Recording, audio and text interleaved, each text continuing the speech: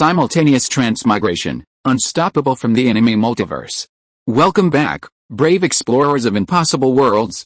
We are excited to have you here to continue this odyssey together. Before we continue, everything you'll hear is pure fiction, so please don't try to replicate combat techniques at home.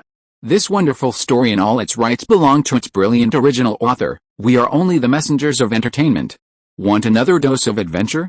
Subscribe to our YouTube channel so you don't miss a single chapter, and if you can't wait, our Patreon has exclusive surprises you'll love. Chapter 451 Seiya's mother is back. It must be said that as Tatsuki's top 10 graduates, the culinary skills of Shinomiya Kojiro and Mizuhara Fuyumi are truly impressive. Especially with Jin Dajima's cooking at the banquet. Seiya, after just a smattering of it, could already tell that it would be quite difficult for him to defeat him on his own at his current level. The same thing happened with Shinomiya Kojiro's cooking. Seiya could clearly sense that, after only a day or two of breaking free from his own limitations, his cooking had a completely different flavor than before. Is this what they call accumulation leads to a burst of energy? If I were to have another Shokugeki battle with him, I'd probably be the loser this time. Savoring Kojiro's French vegetable dish, Seiya couldn't help but shake his head. This is the level Shinomiya should have reached. Ever since he fell into self-deception, he's been stagnant for years. But if it were you, I think you'd be able to catch up to him in no time. The person who spoke to Seiya was Jin Dajima, who was approaching him with a glass of red wine. Dajima-jin approached Seiya, both to thank him again for his assistance to Shinomiya Kojiro and to recommend him for this year's autumn trials. The autumn trials are a major competition held annually at the beginning of autumn at Tatsuki Academy. Students with outstanding performance are selected based on this standard to compete. Unlike other competitions, the Tatsuki Autumn Trials feature a panel of culinary VIPs and industry leaders, and the Shokugeki competition takes place at Tatsuki's iconic building, Tsuki Tenma. This event, with a large media presence and nationwide broadcast, offers a prime opportunity for Tatsuki students to showcase their culinary prowess and gain recognition. Just like Seiya currently, this residential training program may have earned him a degree of recognition among Tatsuki Academy's first-year students, but that's limited to Tatsuki itself. To truly excel, he must shine in the Tatsuki Autumn Trials, revealing the nation to his culinary prowess. Seiya didn't have many thoughts about rising to prominence, but he had heard that the late-night cooks who mastered the Golden Dragon hot pot favored targeting Tatsuki's prodigies. Perhaps, if he became famous enough, they would come to him even without him having to go out of their way to find them? Seiya didn't directly agree to Dajima-jin's invitation to the autumn trials, but he didn't refuse either, saying he needed to think about it. Meanwhile, at Tokyo Airport, Yukihira Seiichiro, who had just returned from France, spotted a familiar figure at the exit. The figure had long, straight, smooth black hair, delicate features, and a tall, curvaceous figure. The main reason passers-by took a second look at her was her cool, aloof aura. Get out of here. I have no interest in what your family does. If you want to chat up, you should go find a young girl. My son is not much younger than you. Before, Yukihira Seiichiro just felt that the other person's figure was familiar, but now when he heard this equally familiar voice and tone, he was even more certain that the other person was the person he knew. Is it possible for a person to have both a cold temperament and a hot temper?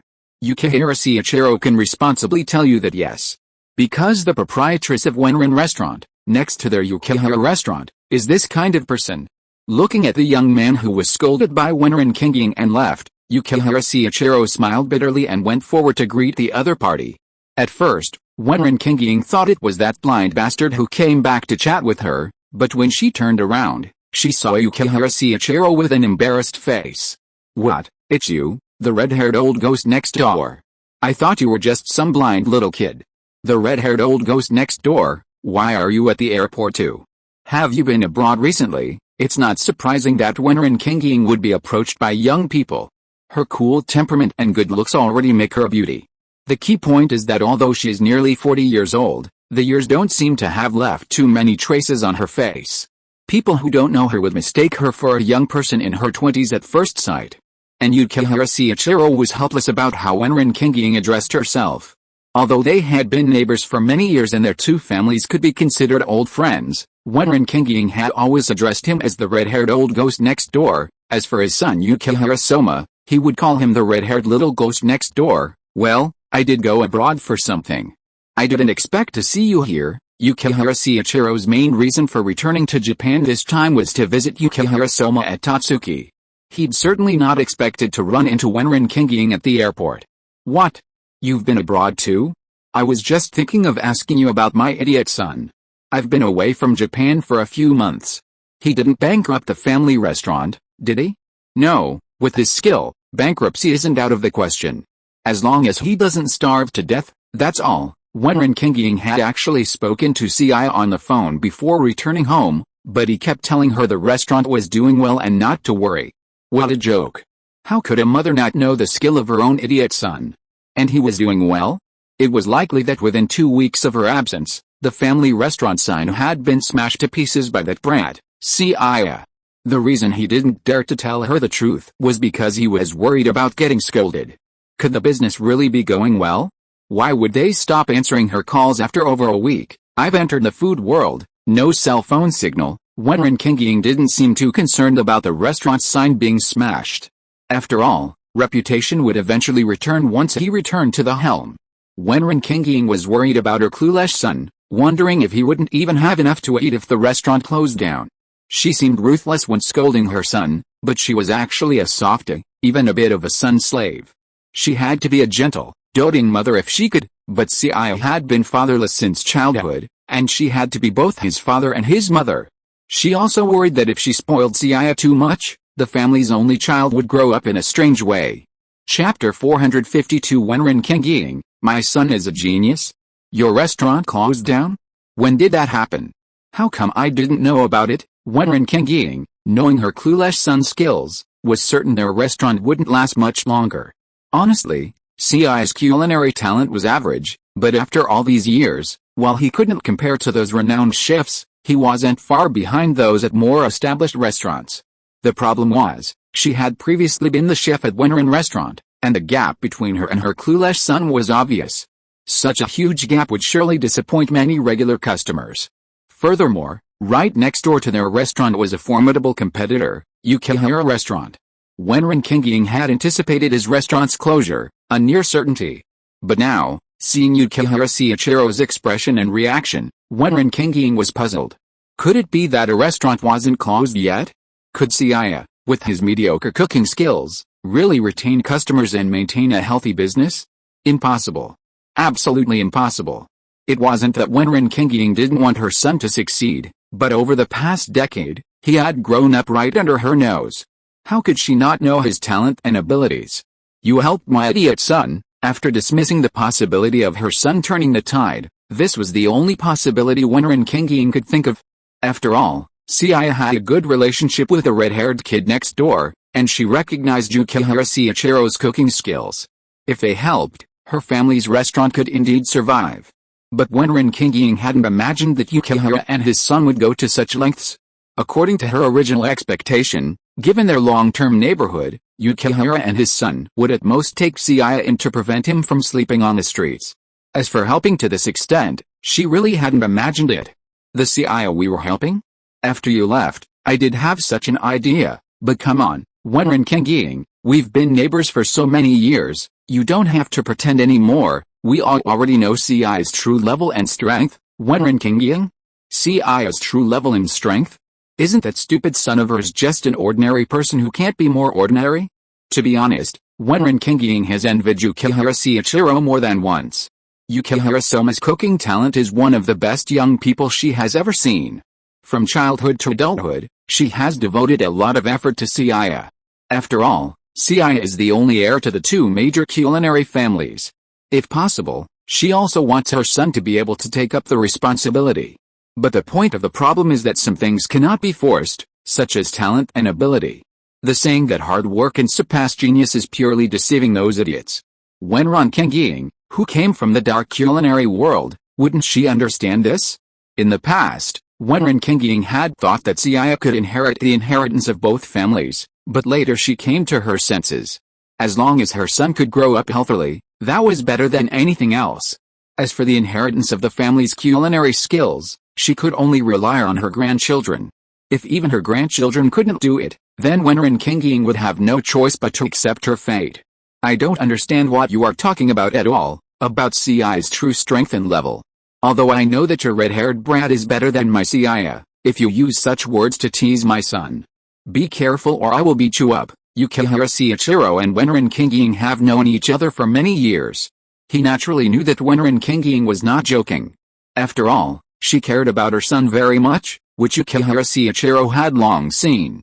At the same time, he also knew that Wenren Kingying was not an ordinary person. She seemed to know a kind of skill to nourish her ki, which was why she always looked so young.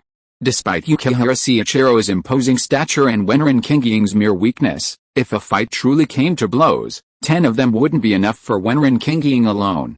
I'm not kidding or teasing you. Are you being kept in the dark about Seiya's situation? So, what exactly are you talking about? Wenren Kingying asked anxiously, looking at Yukihira Seiichiro's surprised face. She finally understood. It seemed a lot had happened in the months she'd been away. Her clueless son seemed to have changed in ways she hadn't been aware of. Soon, Yukihira Seiichiro recounted his life before his departure. Wenren Kingying, who had been listening intently, grew increasingly skeptical.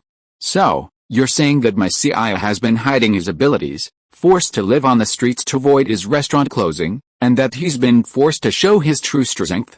And that his seafood fried rice is even better than your red-haired brats? Despite receiving Yukihira Seiichiro's confirmation, Wenren Kingying still felt like she was listening to a story. She even felt that the person Yukihira Seiichiro was talking about wasn't her idiot Seiya at all. No, I need to go home right now. Yukihira Seiichiro had originally planned to head straight for Tatsuki after getting off the plane, but after a moment's hesitation, seeing Wenren Kingying's anxious expression, he followed suit. When Wenren Kingying arrived at a familiar street and saw her familiar, now significantly larger, restaurant, she walked in without a word. The waiters originally employed by Wenren restaurant, upon seeing Wenren Kingying rushing in and trying to force their way in, tried to intervene, but were easily sent flying.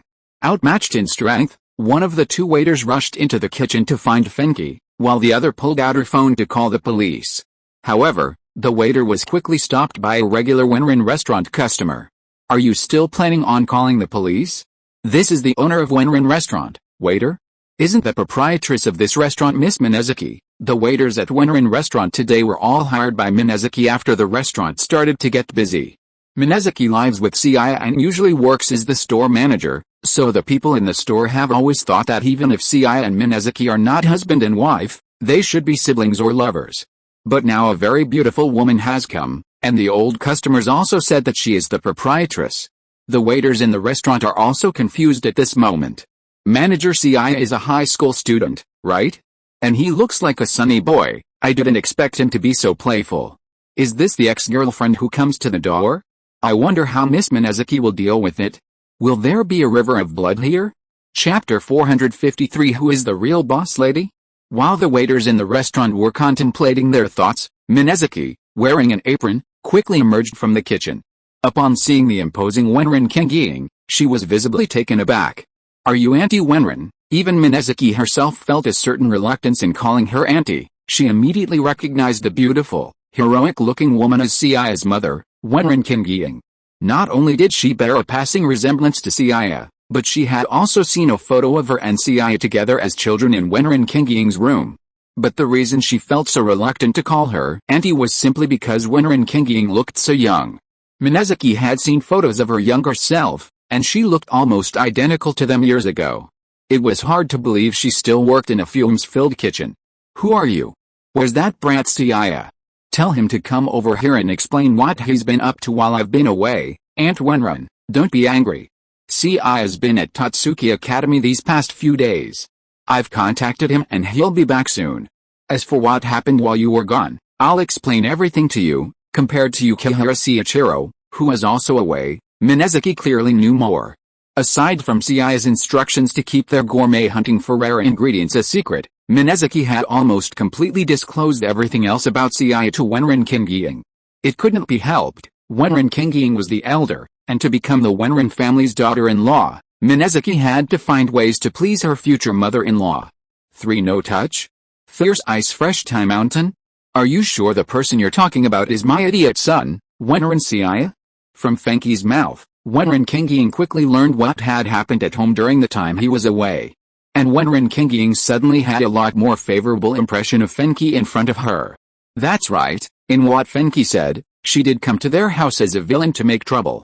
But that was also because of the arrangement of her superiors and the company, and Fenki later paid the price for what she did. The main reason why Wenren Kingying had a good impression of Fenki was that Wenren Kingying believed that her stupid son would change, maybe because of Fenki.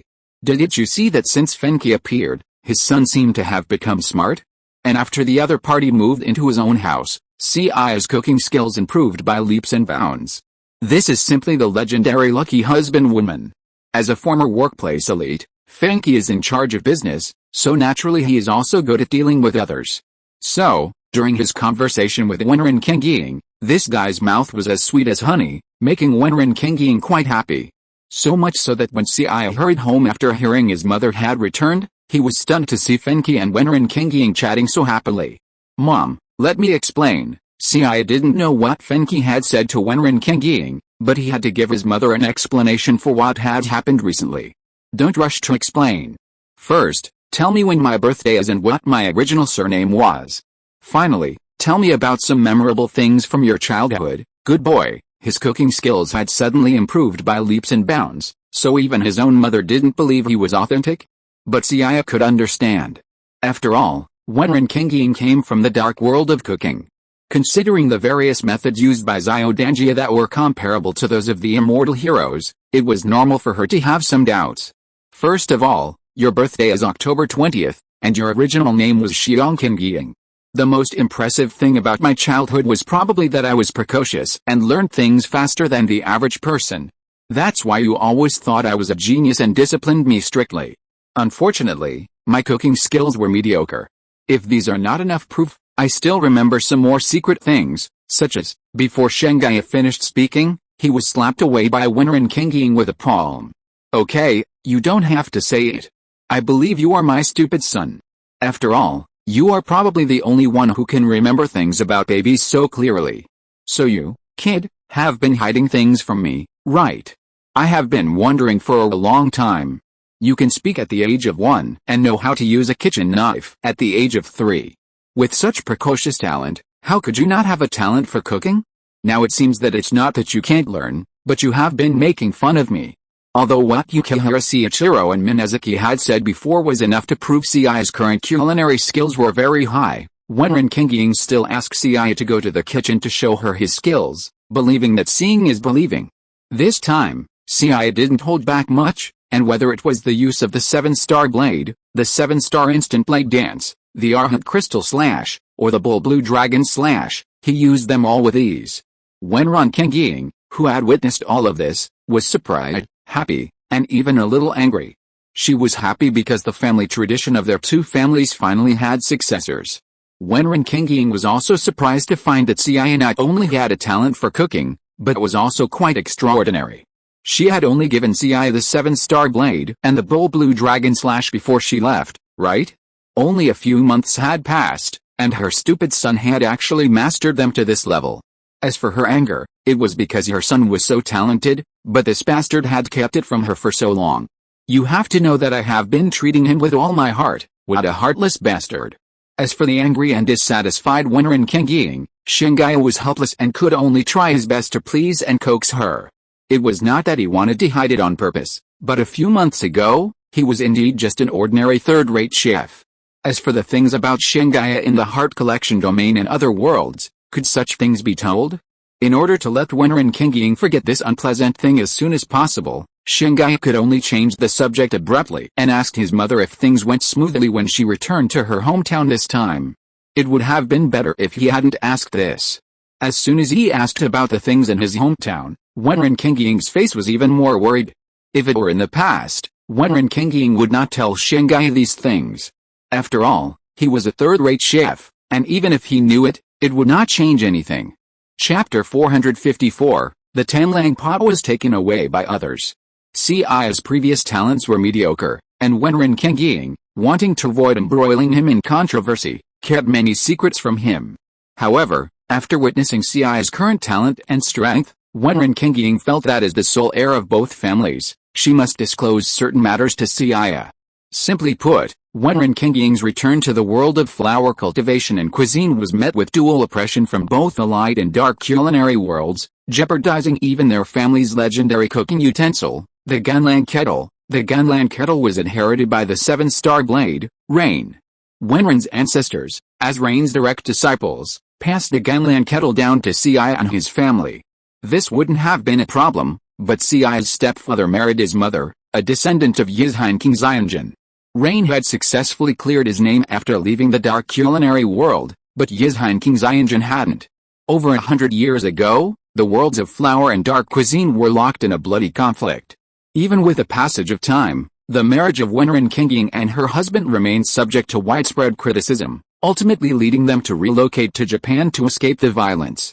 Following the death of Seiya's adopted father, the Gunlang pot naturally passed to Wenren Kingying. It's unknown how this news reached the flower and dark culinary worlds. However, after this news broke, both sides were in turmoil. Those in the light culinary world believed that Wenren Kingying, with her dark culinary background, was unworthy of possessing the legendary cooking utensils and demanded that she surrender them. However, as the mistress of the Wen family, the Gunlang pot was a legacy item, and Wenren Kingying, now the mistress of the Wen family, naturally refused to yield. Wenren Kingying knew she couldn't single-handedly defeat the entire light culinary world, so to protect the Gunlang pot, she rejoined the remnants of the dark culinary world, with whom she had long since severed ties. They planned to use the power of the dark culinary world to counter those hypocritical individuals who sought to acquire their family's Gunlang pot. Unfortunately, Wenren Kingying underestimated human nature and the ruthless nature of the dark culinary world. She possessed the legendary Gunlang pot, a utensil capable of transforming decay into something magical. What chef wouldn't be tempted? The bright culinary world attempted to reclaim the Gunlang pot, claiming it had no heir. Naturally, the dark culinary world believed that seizing the Gunlang pot might restore the dark culinary world to its former glory. Wenren Kingying had originally planned to take the tiger and devour the wolf in order to preserve the Wenren family's heirloom culinary utensil, but the ultimate outcome was clear. Due to the collusion between the two sides, her trip back home was not smooth sailing. In a food battle against representatives from both the bright and dark culinary worlds, she not only lost a competition but also the Gunlang pot. After hearing the full story, Seiya was furious. He was furious at the hypocrisy of the bright culinary world, the dark culinary world's taunting, and also at his own inadequacy. If he had demonstrated sufficient culinary talent and skill earlier, the greedy wolf pot would have been passed down to him, and those hypocritical individuals would have found no excuse to seize it. However, there was no guarantee. Even if he truly possessed the qualities to inherit the greedy wolf pot, those people might still use his dark culinary heritage to make trouble. For the sake of the entire culinary world, we can't let the legendary cooking utensils fall into the hands of the dark culinary world. These seemingly noble slogans were nothing more than excuses, ultimately driven by human greed and selfishness. After all, how many people in the world could be as magnanimous as the culinary god Liu Anxing, who, even if he acquired all the cooking utensils, would still distribute them to suitable heirs for the betterment of the culinary world? Mom, are the people from the light and dark cooking worlds who defeated you very strong? Hearing Seiya's question, Wenren Kingying understood her son's thoughts. After a moment's hesitation, she nodded and said, very strong. But if I hadn't been unprepared, I wouldn't have lost to them. They use rare ingredients in their food battles, and I came back alone. Plus, after so many years here, they've forced me to use only ordinary ingredients. Rare ingredients, Seiya asked, glancing at Minazuki, who immediately pulled a large bag from a locked freezer nearby. When the bag was opened, Wenren Kingying was stunned to discover that it was actually all rare ingredients. And based on her years of experience as a chef, she knew these rare ingredients were of a very high quality. She was about to explain to Seiya what these rare ingredients were, but her son suddenly threw out a large bag of various high-quality rare ingredients. If this isn't enough, I can go back to the food industry, ahem. I can have the food guild bring some more. I've become close to the president of a food guild. Wenren Kingying hadn't expected that in just a few months, Seiya's culinary skills would improve dramatically, and he'd even acquired such impressive connections.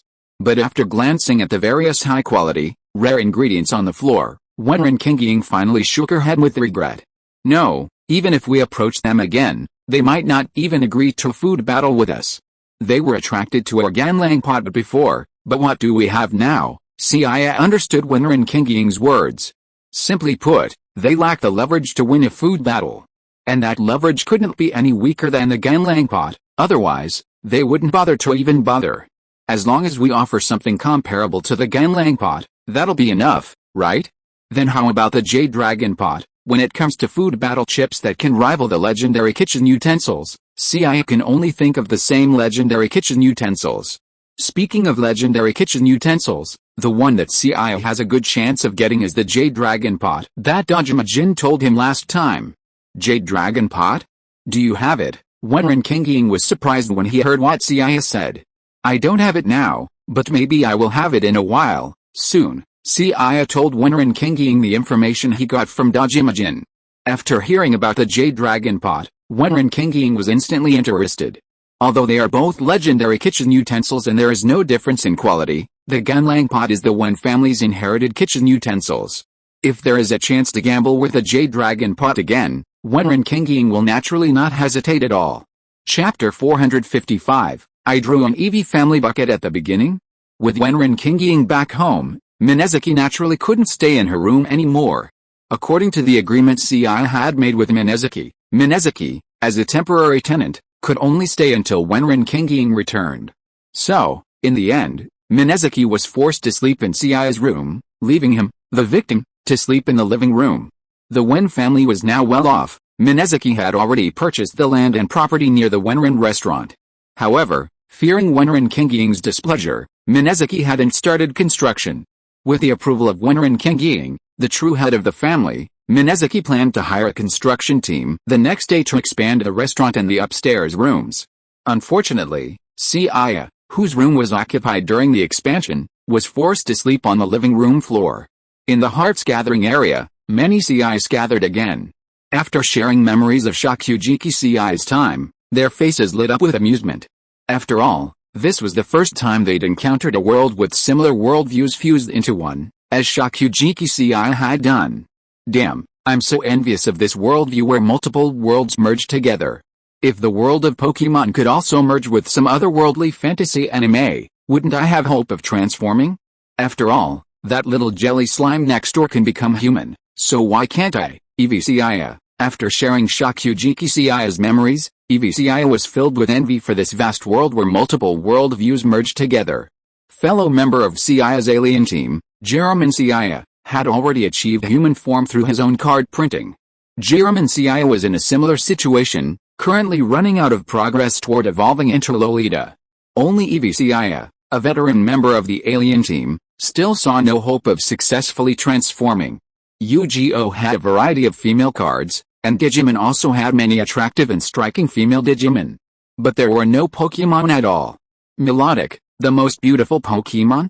Gardevoir, the most elegant Pokemon? But none of those were his cup of tea.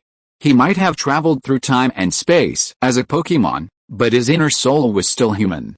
How could Eevee Seiya do something so perverse as to kill Pokemon? Pokemon World, Kalos region. Seiya, returning from the Hearts Gathering, was passing through the forest, heading towards the city, when he suddenly saw a Serpentine and a Rattata, staring at him with fascination.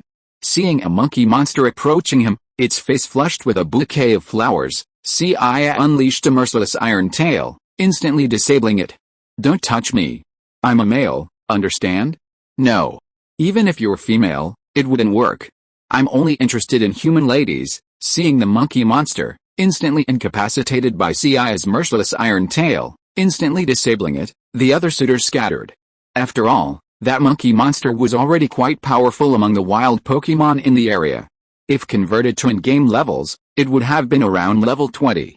Yet, Seiya's iron tail instantly defeated him, signaling to his other suitors that he was no pushover. However, for Seiya, situations like that had become completely normal since he arrived in the Pokemon world. To humans, Eevee is considered a sweet and adorable Pokemon, but to Pokemon, Seiya's current skin is also incredibly beautiful. Consequently, Seiya often encounters other wild Pokemon pursuing him in the wild. This, in turn, leads him to believe that the world is hostile to him. Seiya is a Pokemon native to Kalos, And when it comes to the Kalos region, the first people that come to mind are the X, Y, and Z gods. The so-called Ziz trio refers to the three legendary Pokemon of the Kalos region, X god Xerneas, Y god Yveltal, and Z god Zygarde. X god Xerneas is said to be the Kalos god of life, Y god Yveltal represents destruction and death, and Z god Zygarde is the eldest of the three, mediating and maintaining ecological balance. Besides the Ziz trio, the most mysterious object in Kalos is arguably the massive sundial in 100 Keck City. The sundial is said to be a massive meteorite that fell to this planet thousands of years ago, containing incredible power. Many of the keystones and megastones that grant mega-evolution in Kalos are said to be fragments of that meteorite. The incredible supernatural powers of 100 Keck City's gym leader, Jijihua, and his apprentices are said to be due to the energy of the sundial.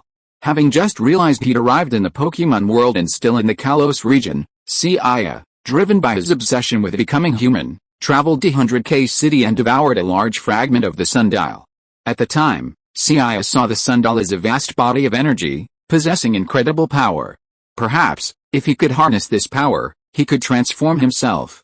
As for whether this transformation would be good or bad, Seiya clearly didn't consider it. After all, having traveled through time as a Pokemon, he was already devastated. His fate was his own, and rather than being an unknown Eevee, he might as well take a gamble. Either change his fate or start over. Sadly, Seiya, having not a large piece of the sundial, didn't receive a chance to start over. Instead, his chi activated, leading him to meet other Seiyas in the Hearts Gathering. After returning from the Hearts domain for the first time, thanks to the power shared by Seiya from other worlds, his own level skyrocketed and he learned a large number of moves. And after consuming the sundial, the powerful unknown energy did not cause him to explode and die, and even allowed him to master the power of evolution and degeneration independently. That's right, after consuming the sundial, although Seiya was unable to restart on the spot, he was no longer an ordinary Eevee. As an evolved Pokemon, Eevee has 8 evolved forms, corresponding to different attributes. And now Seiya can freely evolve into one of these 8 evolved Eevee, and after evolving, he can also degenerate back into Eevee on his own. In other words, after consuming the sundial, Seiya directly activated an Eevee family bucket. But what makes Seiya feel quite regretful is that now, in terms of level and strength, he can even compete with his so-called first-level gods, but his appearance is still an Eevee.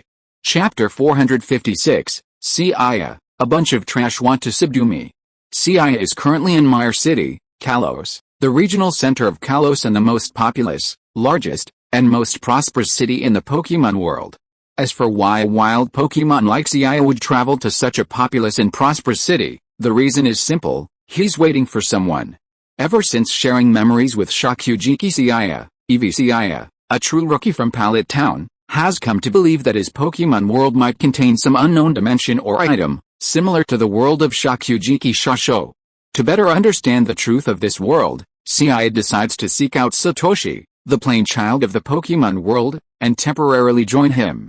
The reason for this is simple: if there truly are unknown dimensions and puzzles in this world, following the protagonists would be the easiest way to unlock them. While Satoshi, the true rookie, has traveled for over a decade aiming to become a Pokemon master and hasn't won a single championship, his luck as a plain child is incredibly high. For the average trainer, seeing a legendary Pokemon once in their lifetime is considered incredibly lucky, and most never even see one. But for Satoshi, the rookie, let alone seeing one, he's ridden so many legendary Pokemon he couldn't even count on 2 hands. On his first trip to Kalos, Satoshi landed not on the newbie region's White Sand City, but in Myre City. That's why he traveled from another city to Myre City to stake out his presence. Seiya hadn't intended to become the protagonist's Pokemon, he simply intended to use them as guideposts, increasing the chances of encounters. Eevee, hey, help me. There are bad guys trying to capture me. What Seiya didn't expect was that on his first trip to Myre City, before the protagonists even arrived, he'd see a trainer commanding a long-tailed fox relentlessly chasing an Eevee on the street. The trainer commanding the long-tailed fox was a young man with red hair. Seeing the Eevee being chased, screaming and running towards him, Seiya's face showed a human-like expression of trouble. Eevee, boo, didn't I tell you not to follow me? Why don't you just stay home? You're so weak. If you get caught, you'll be stuck living in a Pokeball for the rest of your life. Eevee, boo, But I want to be with my brother." Indeed, Seiya knew the Eevee being chased by the red-haired girl. Although he didn't want to admit it, the fact that he, having traveled through time as a Pokemon, had a sister was quite outrageous. The little Eevee, who was originally being chased, suddenly felt like it had found its backbone upon seeing Seiya. It ran behind Seiya and rubbed its head against him. Long-tailed Firefox used Big Blast, seeing that the little Eevee, who had been chasing him relentlessly, had actually run behind another Eevee, and that this older Eevee, with its shininess and eyes, was clearly much more powerful than the previous little Eevee. The red-haired trainer's expression suddenly became even more excited. To prevent the large Eevee from running around like the smaller Eevee before, the red-haired trainer immediately ordered his Fiery Fox to use its recently learned Fire-type ultimate move, Ultra Blast. Hearing his trainer's command, the Fiery Fox pulled a branch from its fluffy tail and, swinging it with flames, formed a fire seal in the shape of a character, which it dropped from the sky. However, facing the falling Ultra Blast, Seiya stood still without dodging. Just as the Ultra Blast flames were about to reach him, a blue shield suddenly appeared in front of him, perfectly blocking the Ultra Blast. Is it hold? This wild Eevee is so high level, it even learned such a special move. In the Pokemon world, it's common for trainers to capture Pokemon. Even in prosperous cities, the sudden occurrence of such Pokemon battles is not surprising to passers-by, who often stop to watch with curiosity. Generally speaking, Pokemon captured and trained by trainers are significantly stronger than wild Pokemon. The red-haired trainer's Pokemon, Raktor, is an evolved form of Raktor, one of the 3 starter Pokemon from the Kalos region, proving he's no rookie. Just as everyone around him assumed that capturing this wild Eevee was just a matter of extra effort, something unexpected happened next, completely surprising everyone. Seiya blocked Raktor's attack with Hold, and before Raktor could even begin to respond, Seiya unleashed a purple-black energy ball. With just this one strike, Raktor, a well-trained Pokemon, was instantly rendered incapable of combat. It's a shadow ball. But the power is ridiculous. It knocked it down with just one strike. Remember, that Raktor had learned Raktor, so it's clearly been trained exceptionally well. Seiya, after dispatching his opponent with a shadow ball, gracefully landed from midair. However, to his surprise, they were once again intercepted by others. The reason was simple: Seiya's display of strength had sparked interest among many passing trainers. Who wouldn't love a powerful and promising Pokemon? This Eevee is so powerful in its wild state, if it could be successfully captured and nurtured, wouldn't it have the potential to become a top-tier Pokemon? Meanwhile, Ash from Pallet Town, accompanied by his reporter and guide, Pansy, had also arrived in the Kalos region. Upon deplaning, Ash noticed a crowd gathered on the streets of Mire City, and curiously, the two squeezed in. Once inside, Ash realized the crowd was simply because a Pokemon battle was taking place. Feeling excited at this, Ozzy looked at the beautiful reporter beside him and said, "Ms. Pansy, I didn't expect the trainers in the Kalos region to be so motivated. There are so many people fighting even on the streets. It's a pity that except for Pikachu, I have left all the other Pokemon with Professor Oak.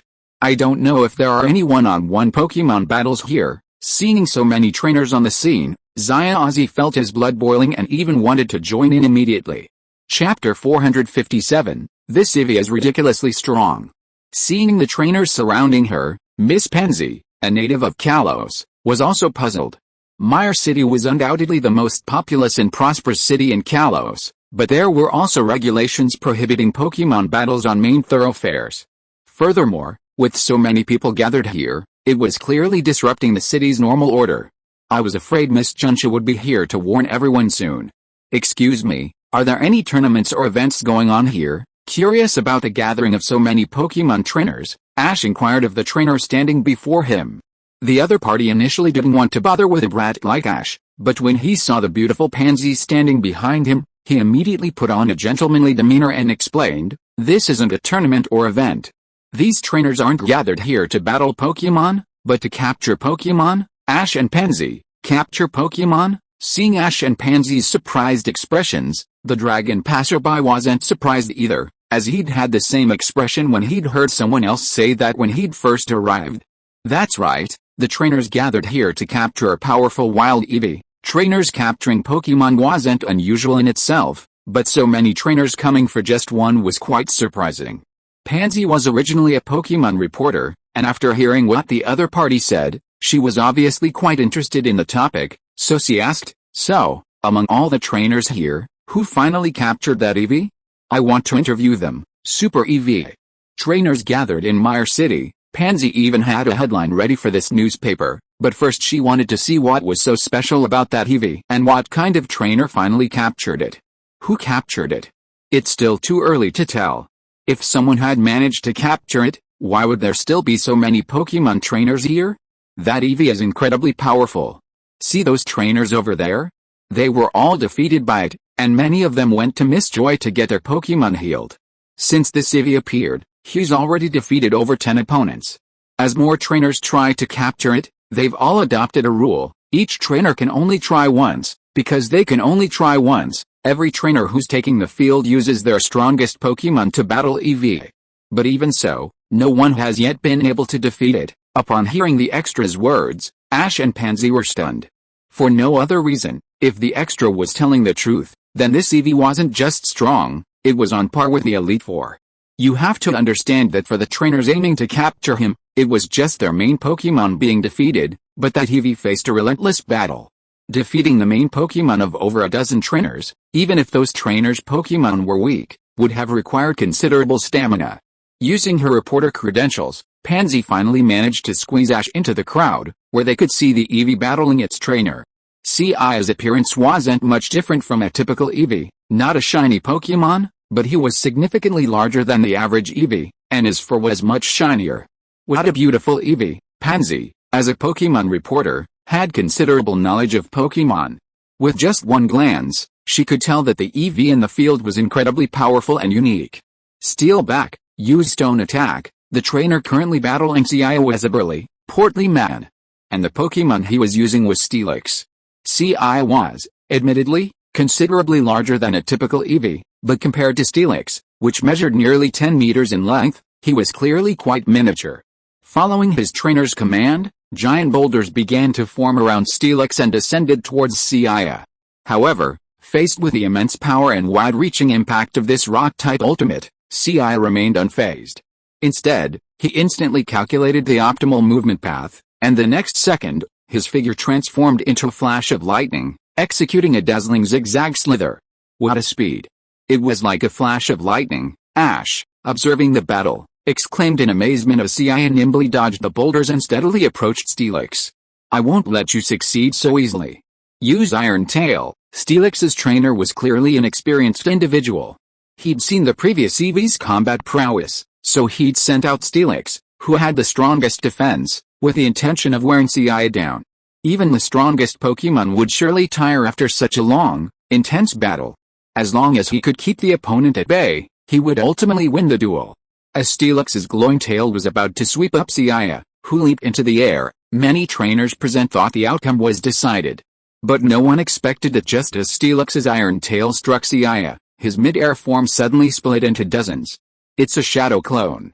How many special moves does this Eevee have? Steelix's iron tail struck Seiya's shadow clone, but the original Seiya used its tail as a springboard, leaping directly over its head.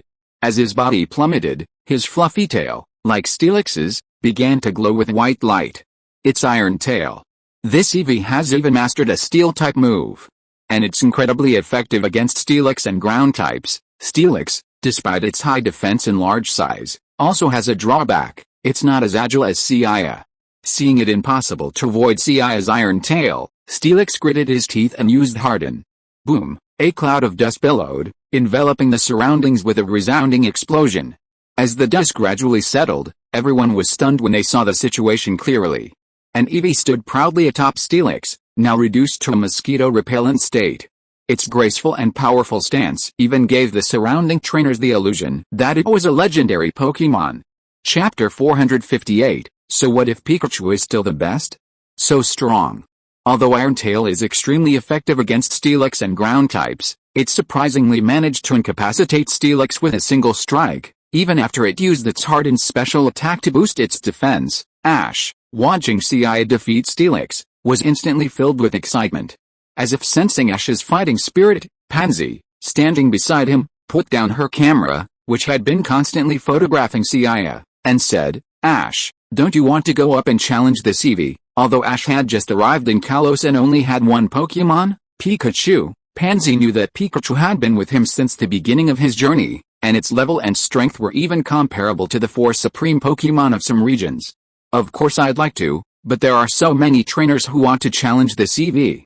If I wait in line, he might have been captured by someone else before it's my turn. Of course, Seiya Ozzy was looking forward to fighting against such a strong Eevee. However, they had heard before that there were too many trainers who wanted to capture this Eevee, so the qualification to challenge could only be queued up. Boy, you don't have to worry about this, because the next person to play will be me. For the sake of this beautiful lady, I can give up my position to you.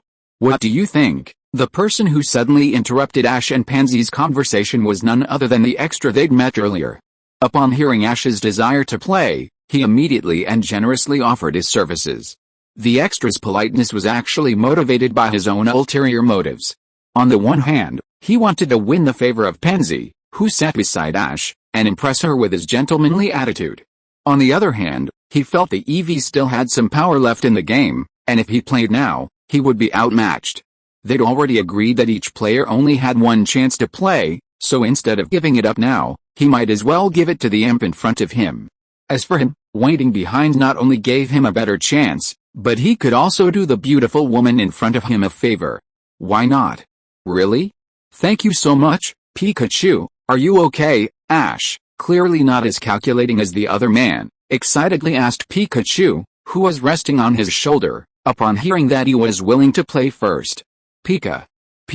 Although Musashi couldn't understand Pokemon language, she could tell the Eevee in front of her was looking at them with an unfriendly look. She said many bad guys tried to catch her, but her brother beat them all. So she's asking if we're bad guys, and if so, she'll have her brother beat us. Upon hearing Meowth's translation, Musashi's first thought was how arrogant this Eevee was. They were Team Rocket, and she asked her brother to beat them. She really thought her brother was a legendary Pokemon. Musashi, it's Imp and Pikachu, but they seem to be battling someone. Hearing Kajiro's reminder, Musashi immediately shifted his attention to Pikachu and Satoshi on the field. Eevee. Meanwhile, the Eevee beside him suddenly raised its head with a smug look on its face, as if showing off something. Meowth, what is this little thing talking about? She said the Eevee on the field is her brother, and that her brother is incredibly strong and can't lose to anyone. Upon hearing Meowth's translation, Musashi and Kajiro both shook their heads and chastised Eevee, saying, "Listen up, little one. No matter how powerful your brother is, he's just a wild Pokemon. And that Pikachu is the Pokemon our Team Rocket trio have always wanted to catch. Its strength and level are far beyond your imagination. Your brother has no chance of defeating it." Hearing Musashi dare to say that his beloved brother would lose, Eevee puffed up his cheeks. Then, he leaped up and bit Musashi's finger. Pained by the bite, Musashi raised his hand to strike the Eevee in the head, but even after raising his hand high, he couldn't bring himself to do it. Let go. Let go. Meowth, Kajiro, how long are you two going to stand by and watch? With the help of Kajiro and Meowth, Musashi finally freed the Eevee from its grip on his finger and was embraced by Kajiro. At the same time, the battle between Seiya, Satoshi and Pikachu also started. To be honest, when Seiya saw Satoshi and Pikachu appear, he was also stunned. Originally, Seiya was just bored and looked for some passers-by to brush experience, but now the real owner actually came to him. If you want to attack Pikachu, use the electric ball first. Satoshi, who has an impetuous personality, ordered Pikachu to take the initiative as soon as he came on the field. As the yellow electric light gathered, an electric ball quickly gathered on Pikachu's tail and was thrown out by one of its tails.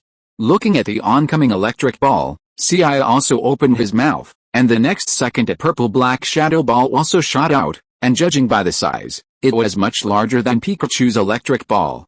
Boom! The moment the lightning ball and shadow ball collided, a cloud of smoke filled the air. Soon after, a shadow ball, significantly smaller than the previous one, burst out from the smoke and flew towards Pikachu. It was clear that while the moves were of the same type, differing only in attributes, the difference in level and power was significant. While Pikachu's lightning ball had absorbed most of Seiya's shadow ball's power, it hadn't completely neutralized it. If you are listening to this novel on a channel other than Fanfic World, it means it was downloaded and re-uploaded without effort. We warmly invite you to visit our channel, Fanfic World. There you will find the original version of this story and many other novels of various genres. We look forward to seeing you dive into a world of incredible novels. Chapter 459, Let me show you how to evolve in battle.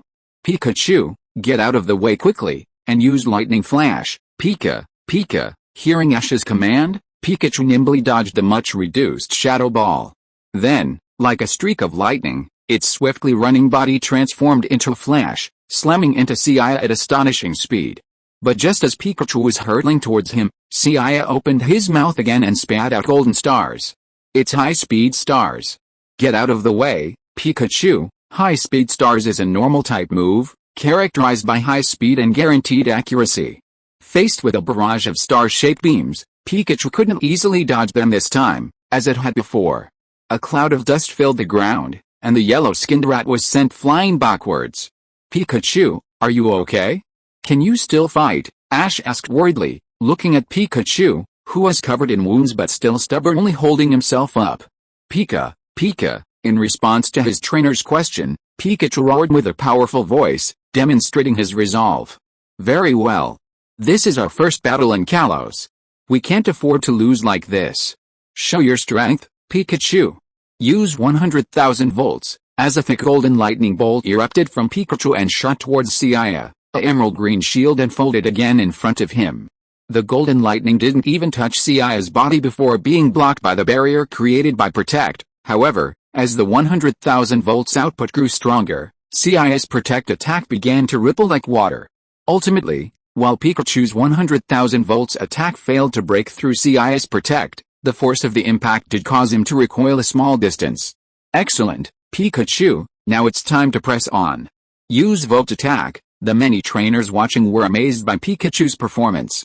After all, this Pikachu had arguably been the longest-suffering Pokémon against the incredibly powerful Eevee so far.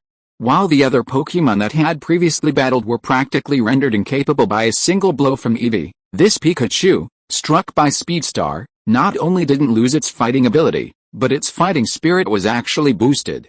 Did the Pikachu even learn a special move like Volt Attack? That 100,000 volts attack nearly broke Eevee's guard. This even more powerful Volt Attack, wouldn't guard alone be able to withstand it? This Pikachu might actually be able to defeat the Eevee. Volt Attack is arguably one of the strongest electric-type moves. Encased in golden lightning, Pikachu possesses not only the speed of lightning flash, but also the high-voltage volts upon impact, dealing significant electric damage. However, this fast and powerful move isn't without its drawbacks. Like moves like Sacrifice and Flare Charge, these trade-offs cost the enemy 1,000 kills and the player 800 self-destructs. Pikachu, previously struck by the high-speed star, was already in a state of distress, but Ash believed that Eevee, having fought so long, must be extremely exhausted. Just as everyone expected that even if Seiya wouldn't lose his combat ability to Pikachu's Volt Attack, he would undoubtedly suffer considerable damage. A sudden burst of white light completely enveloped Seiya's body. This is the light of evolution. This Eevee actually evolved in battle, enshrouded in white light. Seiya's body began to transform. Then, in full view of everyone, he evolved into a Pokémon with pale yellow fur and leafy ears and tail. Leaflet, a grass-type Pokémon, emits a unique fragrance from its leaves, making perfumes highly sought after. Its tail is like a razor-sharp blade, so sharp it can even cut a large tree in two. Ash looked at the information that popped up in the Pokédex, stunned. He had never expected the Eevee he was battling to evolve so suddenly in battle. And it wouldn't have been enough for him to evolve, but he had evolved into Leaflet, a grass-type Pokémon with the strongest resistance to electric types. After evolving, Seiya not only changed his genus to grass, but also grew significantly larger. Seeing Pikachu charging towards him with Volt Attack, Seiya unflinchingly used Sacrificial Charge to charge head-on. A resounding roar echoed through the battlefield, and Pikachu, barely holding on for a split second, was swiftly sent flying by Seiya's head-on collision. Finally, a worried Satoshi caught it as it landed. Electric attacks do minimal damage to grass-type Pokémon. Although Satoshi is a master of counter-attribute attacks, Seiya and Pikachu's stats and levels are clearly on par. In a head-on clash, Pikachu would naturally be defeated. After knocking Pikachu back, Seiya, in Leafian form, immediately used a combination of Sunny Day and Photosynthesis. In a short moment, Not only did he negate the effects of sacrificial charge, but he also restored much of the stamina lost in the previous rounds of fighting. Looking at their old rival Pikachu being knocked down, and then looking at the majestic Leafeon on the field, the three members of Team Rocket showed an expression of disbelief on their faces. Eevee, brother is so awesome. No one can stand up to him. Kojiro glanced at the little Eevee in his arms, then at Seiya, the Leafeon on the field, and suddenly said, since this little thing is the Leafeon's sister, doesn't that mean she has the potential to rival her brother? Upon hearing Kojiro's words, Musashi was stunned for a moment, then quickly snatched the little Eevee from Kojiro's hands. Eevee, perhaps because of Musashi's rough handling, the little Eevee cried out, drawing Seiya and Satoshi's attention to the Team Rocket trio. Team Rocket, you guys again. Seeing the Rocket trio on the struggling little Eevee in their arms, Satoshi naturally assumed they were out to catch Pokemon again. However, even though he wanted to stop Team Rocket, his only Pokemon, Pikachu, had just been severely injured. Chapter 460, Eevee can freely transform into its evolved form. Damn it, it's that Eevee. Who are you? As passers-by chimed in, the Rocket trio, seemingly smitten, struck poses and delivered their signature lines. Since you ask so sincerely, I'll mercifully tell you. To prevent the world from being destroyed, to maintain world peace.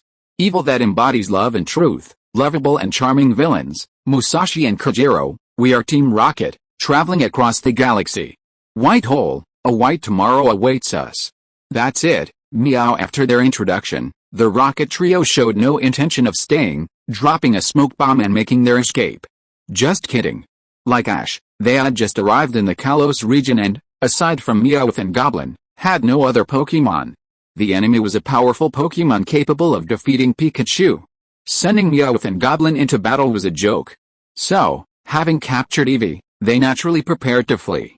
While they coveted the powerful Leafeon, they were currently unprepared and had no chance of catching it. But Eevee was different in their hands. As its older brother, it would surely fall into their trap sooner or later. Ash watched the Meowth-faced hot air balloon slowly rise through the smoke, furious yet helpless. Leafeon's leaf blade, flung out in its form, was deflected by Musashi's fruit god using mirror reflection, just as Ash felt helpless, unable to stop it and could only let Bazooka slip away from them. Seiya leaped directly over everyone's heads. As everyone's gaze focused on him, something incredible occurred. Enshrouded in a burst of white light, the slender Leafeon's body began to transform once again. From its original form, Leafeon quickly transformed into an elegant Pokemon with a pale pink complexion, a ruby on its forehead, and a forked tail. Solverine, a psychic-type Pokemon. It can accurately predict upcoming weather and its opponent's actions by sensing the flow of air. It radiates psychic power from the bead on its forehead to battle. When the power is exhausted, the bead's color fades. Ash, watching the message pop up in the Pokédex, watched as Solverine, now soaring above everyone's heads and perched directly on a rooftop, his face filled with disbelief. And he wasn't the only one with a look of surprise. All the trainers present, including Pansy, the Pokemon reporter, raised their cameras and snapped away at Seiya's figure. Eevee is a uniquely evolved Pokemon, possessing multiple evolutionary forms. Experienced Pokemon trainers knew this. However, they had never seen an Eevee transform into another form after it had already evolved. Seiya, transformed into Solverine, was enveloped by a brilliant blue aura. Using telekinesis, he easily sent Team Rocket's hot air balloon soaring into the sky. Just as the Eevee fell from the sky, Seiya used his psychic powers to catch it and float it to his side.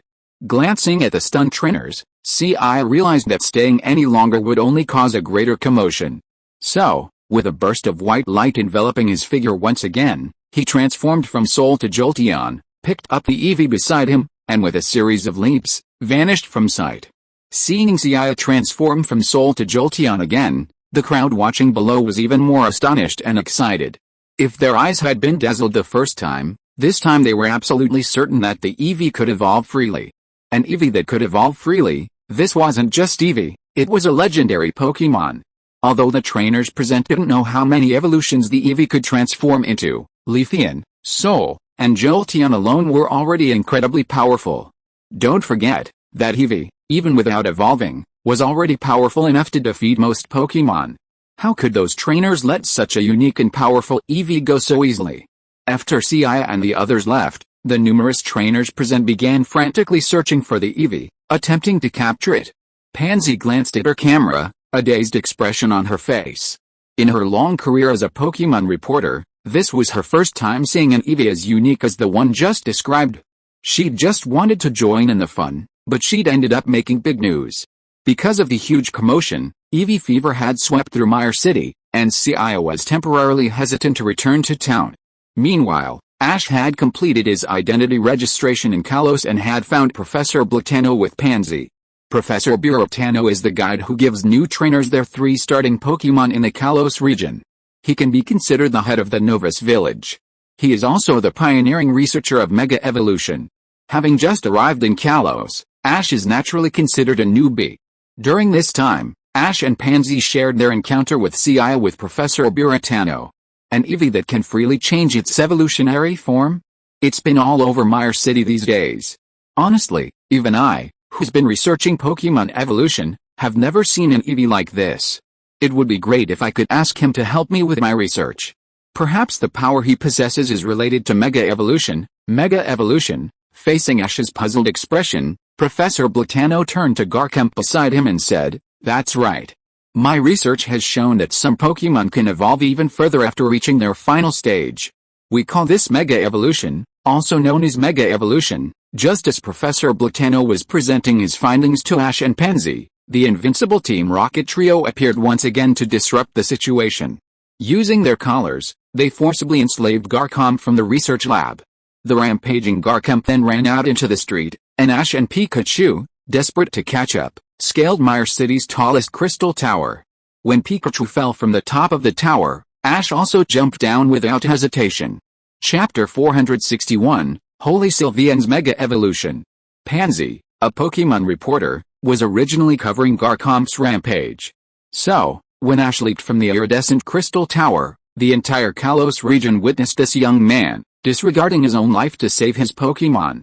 And just as he was falling from the hundreds-meter-high iridescent crystal tower, something unexpected happened. A figure shrouded in flames, commanded by a masked man wearing a flame chicken, leaped up and charged towards Ash and Pikachu. But what Mega Blaziken and its trainer didn't expect was that, just as they tried to save Ash and Pikachu, Garchomp, out of control, swooped down from the tower and unleashed its most powerful attack, Destruction Beam. Given Mega Blaziken's level and strength, it should have been easy for it to withstand Garchomp's Destruction Beam. But the crux of the matter was that Mega Blaziken had just caught Pikachu and Ash, who had fallen from the tower, in its arms, and the Destruction Beam was aimed directly at its back, leaving it completely defenseless. Eevee. Just as everyone in front of the TV was worried about the safety of Ash and the others, an Eevee, significantly larger than a normal Eevee, suddenly leaped into view.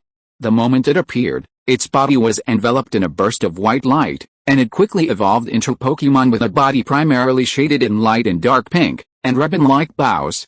Sylveon, a fairy-type Pokemon, releases waves of dispelling hostility from its bow-like tentacles, thereby calming conflicts. Legend has it that in fairy tales of the Galar region, a beautiful Sylveon fights off a terrifying dragon Pokemon. "It's that special Eevee that can transform?" Pansy exclaimed, watching the Sylveon appear on camera. Even more surprising was yet to come.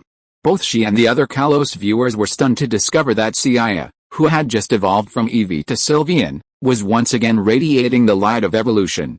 It's well known that while Eevee possesses multiple evolutionary forms, no matter what stat an Eevee evolved form is supposed to be unable to evolve further. But now, Sylveon, enveloped in a flash of white light, was constantly changing. Soon, when the light completely dissipated, everyone was astonished to discover that the Pokemon before them possessed most of Sylveon's characteristics, yet possessed some distinct characteristics. Seiya was now more than twice the size of the evolved Sylveon, and the texture and pattern of his ribbon tentacles had become even more beautiful. A pink cape-like shawl had grown from his neck and shoulders, and 2 star-shaped blushes had appeared on his cheeks. Professor Blitano was incredibly excited upon seeing Sylveon in this form. That's right, it's a Mega Evolution. And that Sylveon managed to Mega Evolve on its own without the power of a Megastone or Keystone. That's truly astonishing. After Mega Evolving, Sylveon remained a Fairy-type Pokemon. As the Dragon-type Nemesis, facing Garchomp's destructive ray, Seiya simply used Mystic Guard to block it. He then countered with the fairy-type ultimate, Moon Power, instantly killing the rampaging Garchomp, rendering it incapable of combat.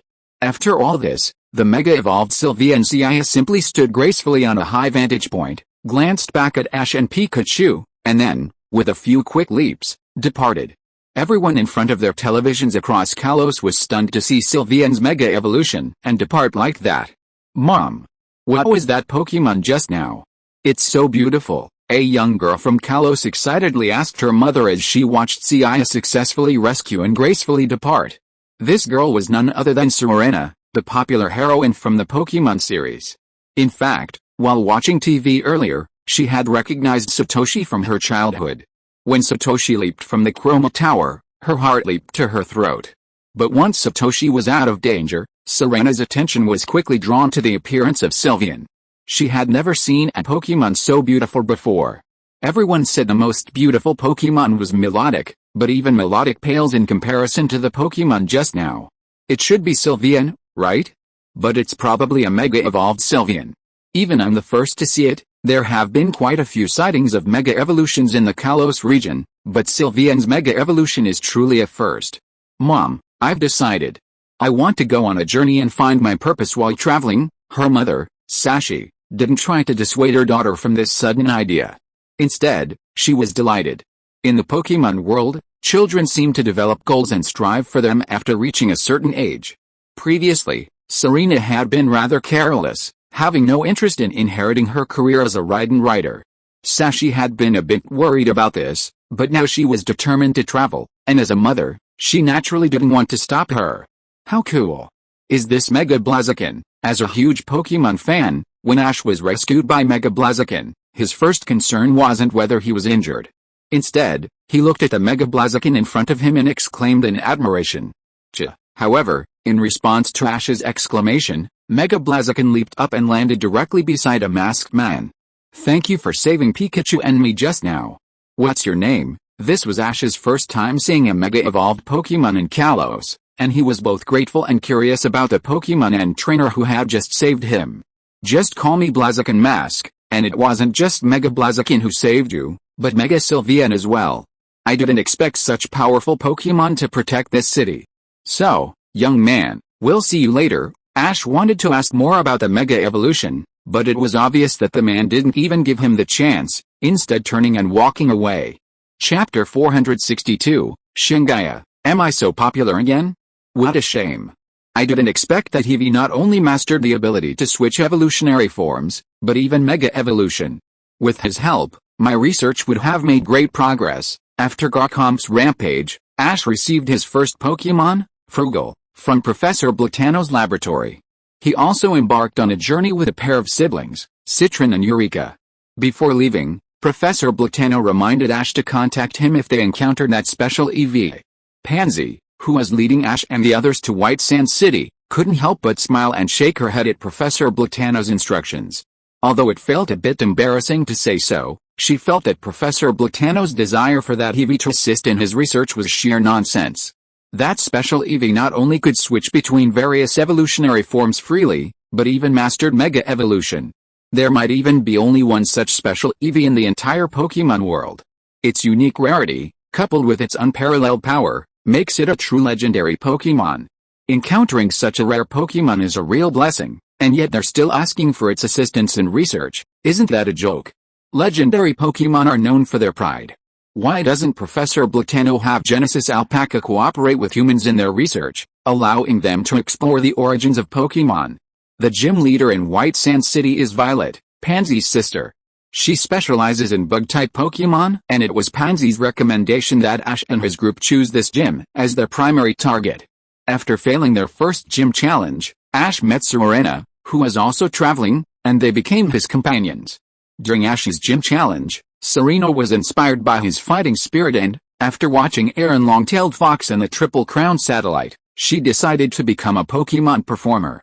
The protagonists of the Kalos region have gathered and set out on a journey to pursue their respective dreams. Unbeknownst to Seiya, the commotion he caused in Mire City has drawn the attention of many. Not to mention the Kalos region's arch-villain, Team Flare's leader, Fradily. Even gym leader Garjiho of Haku City, Kalos League champion Kaloon, and the Mega Pokemon challenging Alan have all shown a keen interest in Seiya. Gargiho's interest stems from recognizing him as the Eevee that stole Corona. Champion Callan's interest stems purely from his unique nature. After all, no trainer is uninterested in rare and powerful Pokemon. As for Alan, she simply wants to test her strength against Seiya to see who's stronger, Seiya or who's Mega Charizard. Since the events of Mire City, Seiya hasn't followed through with the protagonists, Satoshi and the others, as planned. After his recent outburst in Mire City, he quickly became a target for Team Flare's minions. To avoid further trouble, Seiya remained in the city. "I found you. You must be the legendary Mega Eevee. Come and fight me." Standing in Seiya's way was a young man with black hair, a black jacket, a blue scarf tied around his neck. This man was none other than Ash's greatest rival in Kalos, Alan. A former assistant to Professor Blatano, she had worked alongside him on Mega Evolution research. She traveled to uncover the secrets of Mega Evolution, aiming to master it and reach the pinnacle of power. Her partner was a well-trained Charizard. The Mega Stone on Charizard's neck and the Keystone in Alan's hand clearly indicated that they were a pairing capable of Mega Evolution. Just as humans fear fame, so do pigs fear weight. The same holds true for Pokemon. Ever since the news broke in Mire City, Kalos trainers have known that Kalos possesses an extremely powerful Mega Sylveon capable of Mega Eevee. Furthermore, this Mega Sylveon is still a wild Pokemon. Overnight, trainers across Kalos have been searching for Seiya, a Mega Eevee capable of Mega Eevee's own evolution, and the ability to switch between different evolutionary forms. What trainer wouldn't be bewildered? Seiya has encountered countless trainers eager to capture him. Unfortunately, over the past few days, Seiya has defeated many of the trainers who have heard of his plans, but no one has managed to capture him. And while it might be just ordinary trainers, Seiya has also defeated many trainers who possess Mega Eevee. He's even defeated Mega Absol, Mega Gyarados, and many more. Yet, the number of people seeking to capture him hasn't diminished. In fact, it's increased. The reason was simple. Seiya's ability to easily defeat those other Mega Pokemon proved he was even stronger. And if he could capture such a Pokemon, wouldn't it be enough to claim the Kalos League title or even the Elite Four? Upon seeing the much talked about Mega Eevee, Alan didn't ask Seiya if he was willing to fight, but instead commanded Charizard to engage. Even if Seiya had expressed his reluctance to fight, the human trainers probably wouldn't have understood. Or rather, even if they had, they probably wouldn't have cared, considering he was a wild Pokemon after all. Charizard, use Fire Jet, roar. Upon hearing Alan's command, Charizard snorted and unleashed a column of high-temperature flames directly at Seiya. However, facing the oncoming flames, Seiya remained unfazed, once again using his ultimate move, Hold, use Steel Wings. Seeing its jets of flames blocked, Alan instructed Charizard to use its Flying-type ultimate. Facing the swooping Charizard, Seiya used Shadow Clone to easily dodge the sweep of Steel Wings. Then, with a counterattack, he unleashed High-Speed Stars, which directly crushed the Charizard, which had its arms shielded, and drove it back. Though it hadn't yet reached Mega Evolution, Alan's Charizard was formidable, judging by its level and power alone. While High-Speed Star's damage wasn't high, considering Seiya's level and stats, the fact that he could absorb the damage without appearing seriously injured was a formidable foe. Chapter 463, Seiya's Vaporeon Mega Evolution. While repelling Charizard, Seiya immediately evolved into Vaporeon and followed up with a water cannon. Compared to the high-speed stars of normal-type attacks, the water cannon was significantly more effective against a fire-type Charizard. Charizard grunted in pain after being knocked back over 10 meters by Seiya's water cannon. As the rumors say, you can evolve freely into various forms. And even against a fire-type Charizard, you've mastered the use of attribute restraint to your advantage. You truly can't be underestimated. But even so, we won't give up like this. Show him our true strength, Charizard. As if responding to Alan's call, Charizard, previously sent flying by Seiya's water cannon, stood up again, raised its head, and roared in response. Simultaneously, the Mega Stone around its neck, along with the one on Alan's wrist, glowed with a powerful light. Answer my heart, evolve the Keystone, go beyond evolution, Mega Evolution. A dazzling light emanated from the Mega Stone on Charizard's neck and the Keystone on Alan's wrist, quickly forming a chain that connected them. As the bond between trainer and Pokemon reached its limit, Alan's Charizard began to transform.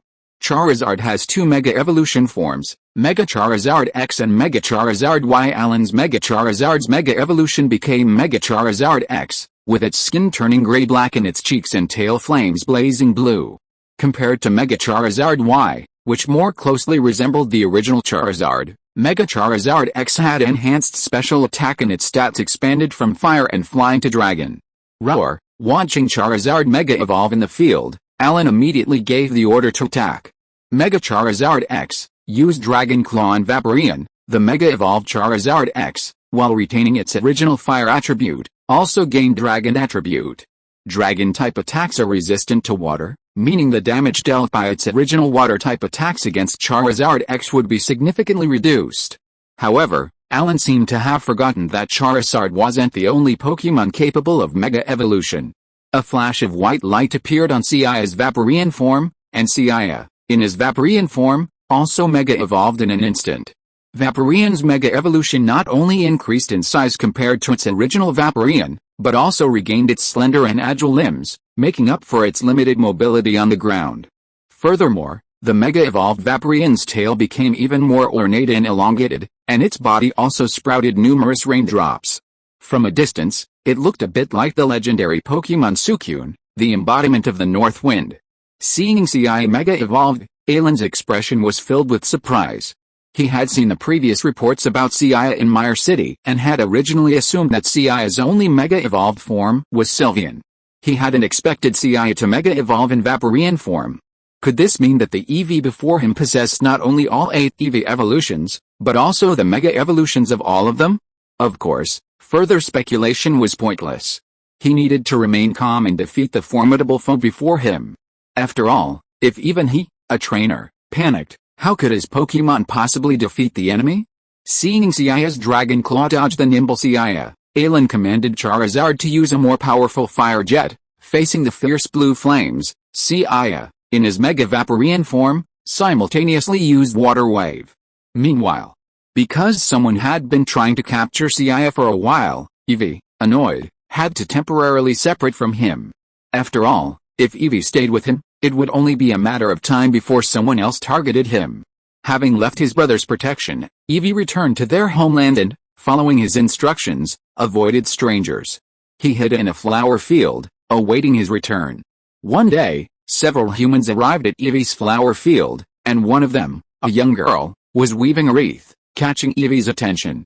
Even more coincidental, Eevee recognized the boy in the hat and the Pikachu among the human travelers. He had previously battled his brother in Mire City, but was defeated by his powerful brother. Of course, that wasn't the main point. The highlight was the girl among the human travelers. She made beautiful wreaths and even directed her Pokemon in a performance. Ever since Eevee was little, he'd idolized his brother the most. The image of his brother evolving into Mega Sylveon that day lingered in his mind for a long time. Eevee, aspiring to be as graceful and powerful as his brother, began dancing by the river, imitating the memory of his graceful and powerful brother. Perhaps absorbed in his own fantasy, Eevee had become less alert to his surroundings. It wasn't until the human girl's companion called out to him that Eevee realized a lovely human girl had been hiding behind a rock, peeping at him. Eevee, an evolutionary Pokemon, a rare Pokemon that can adapt to harsh environments by changing its appearance and abilities upon evolution, Serena immediately fell in love with the Eevee before her when the Pokédex popped up. The reason for this was that, before she set out on her journey, she had been obsessed with a beautiful Sylveon. On the other hand, Serena felt a sympathy for the Eevee dancing by the river.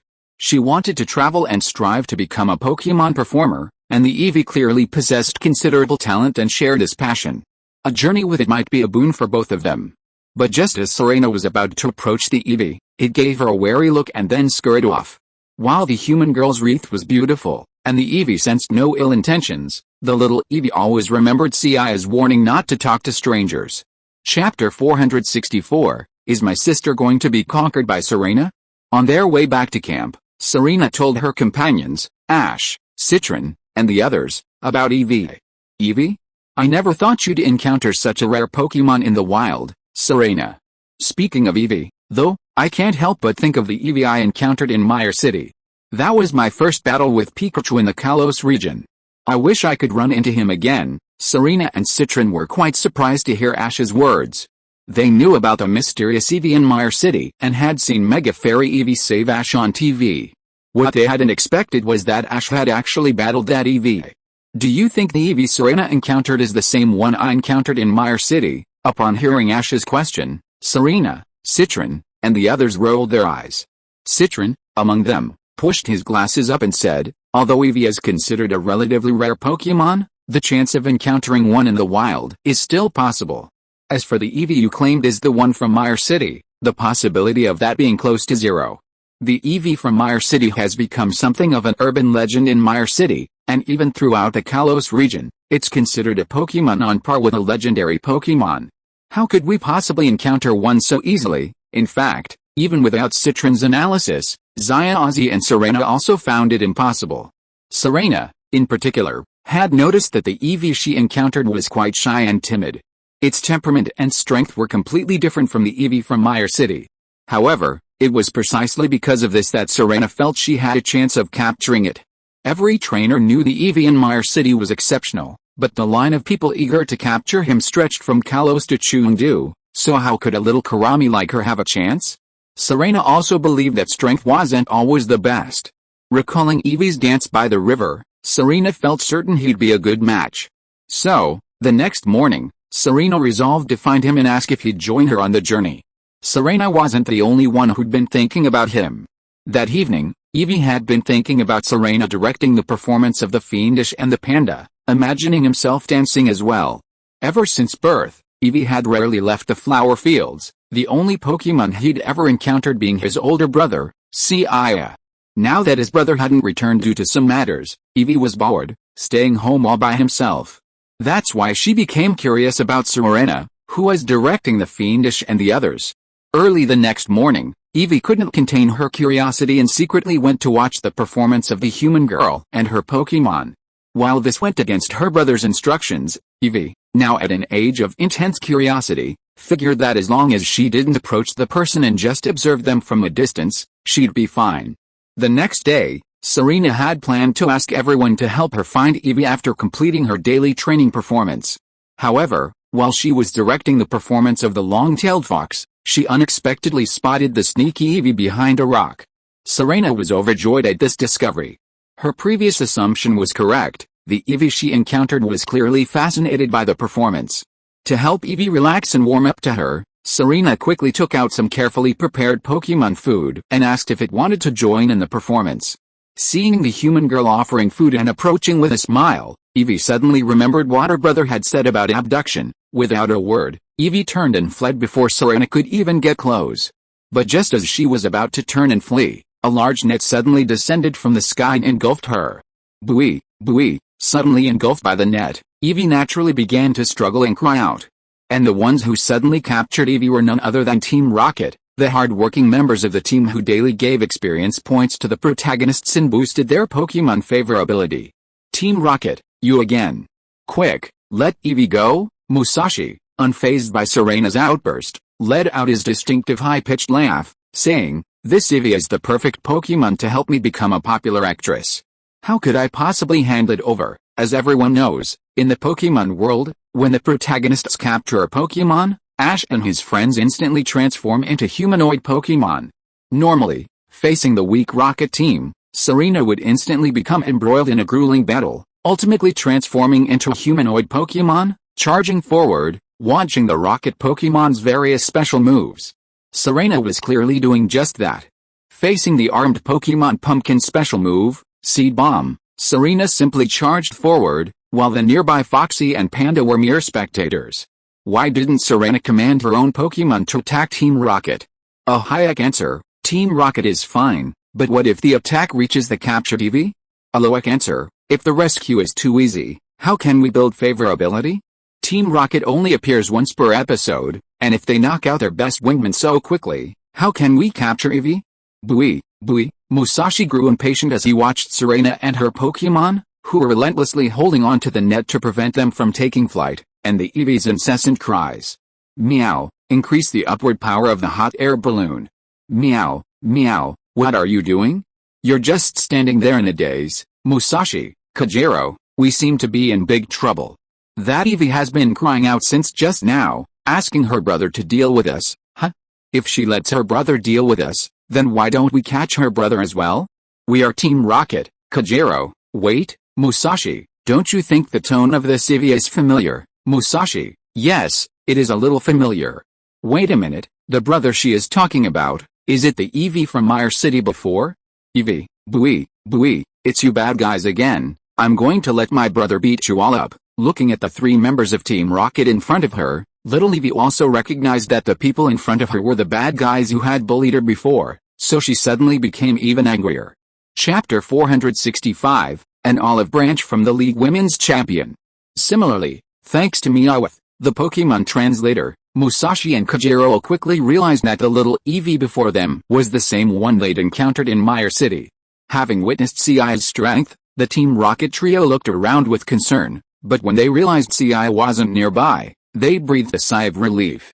Team Rocket, you guys again, it's up to you. Rocket, use your steel wings on Team Rocket's hot air balloon. Seiya wasn't nearby, but Serena and Satoshi were there, so the unfortunate Team Rocket trio, after only gaining a negligible amount of experience points, were ultimately sent packing.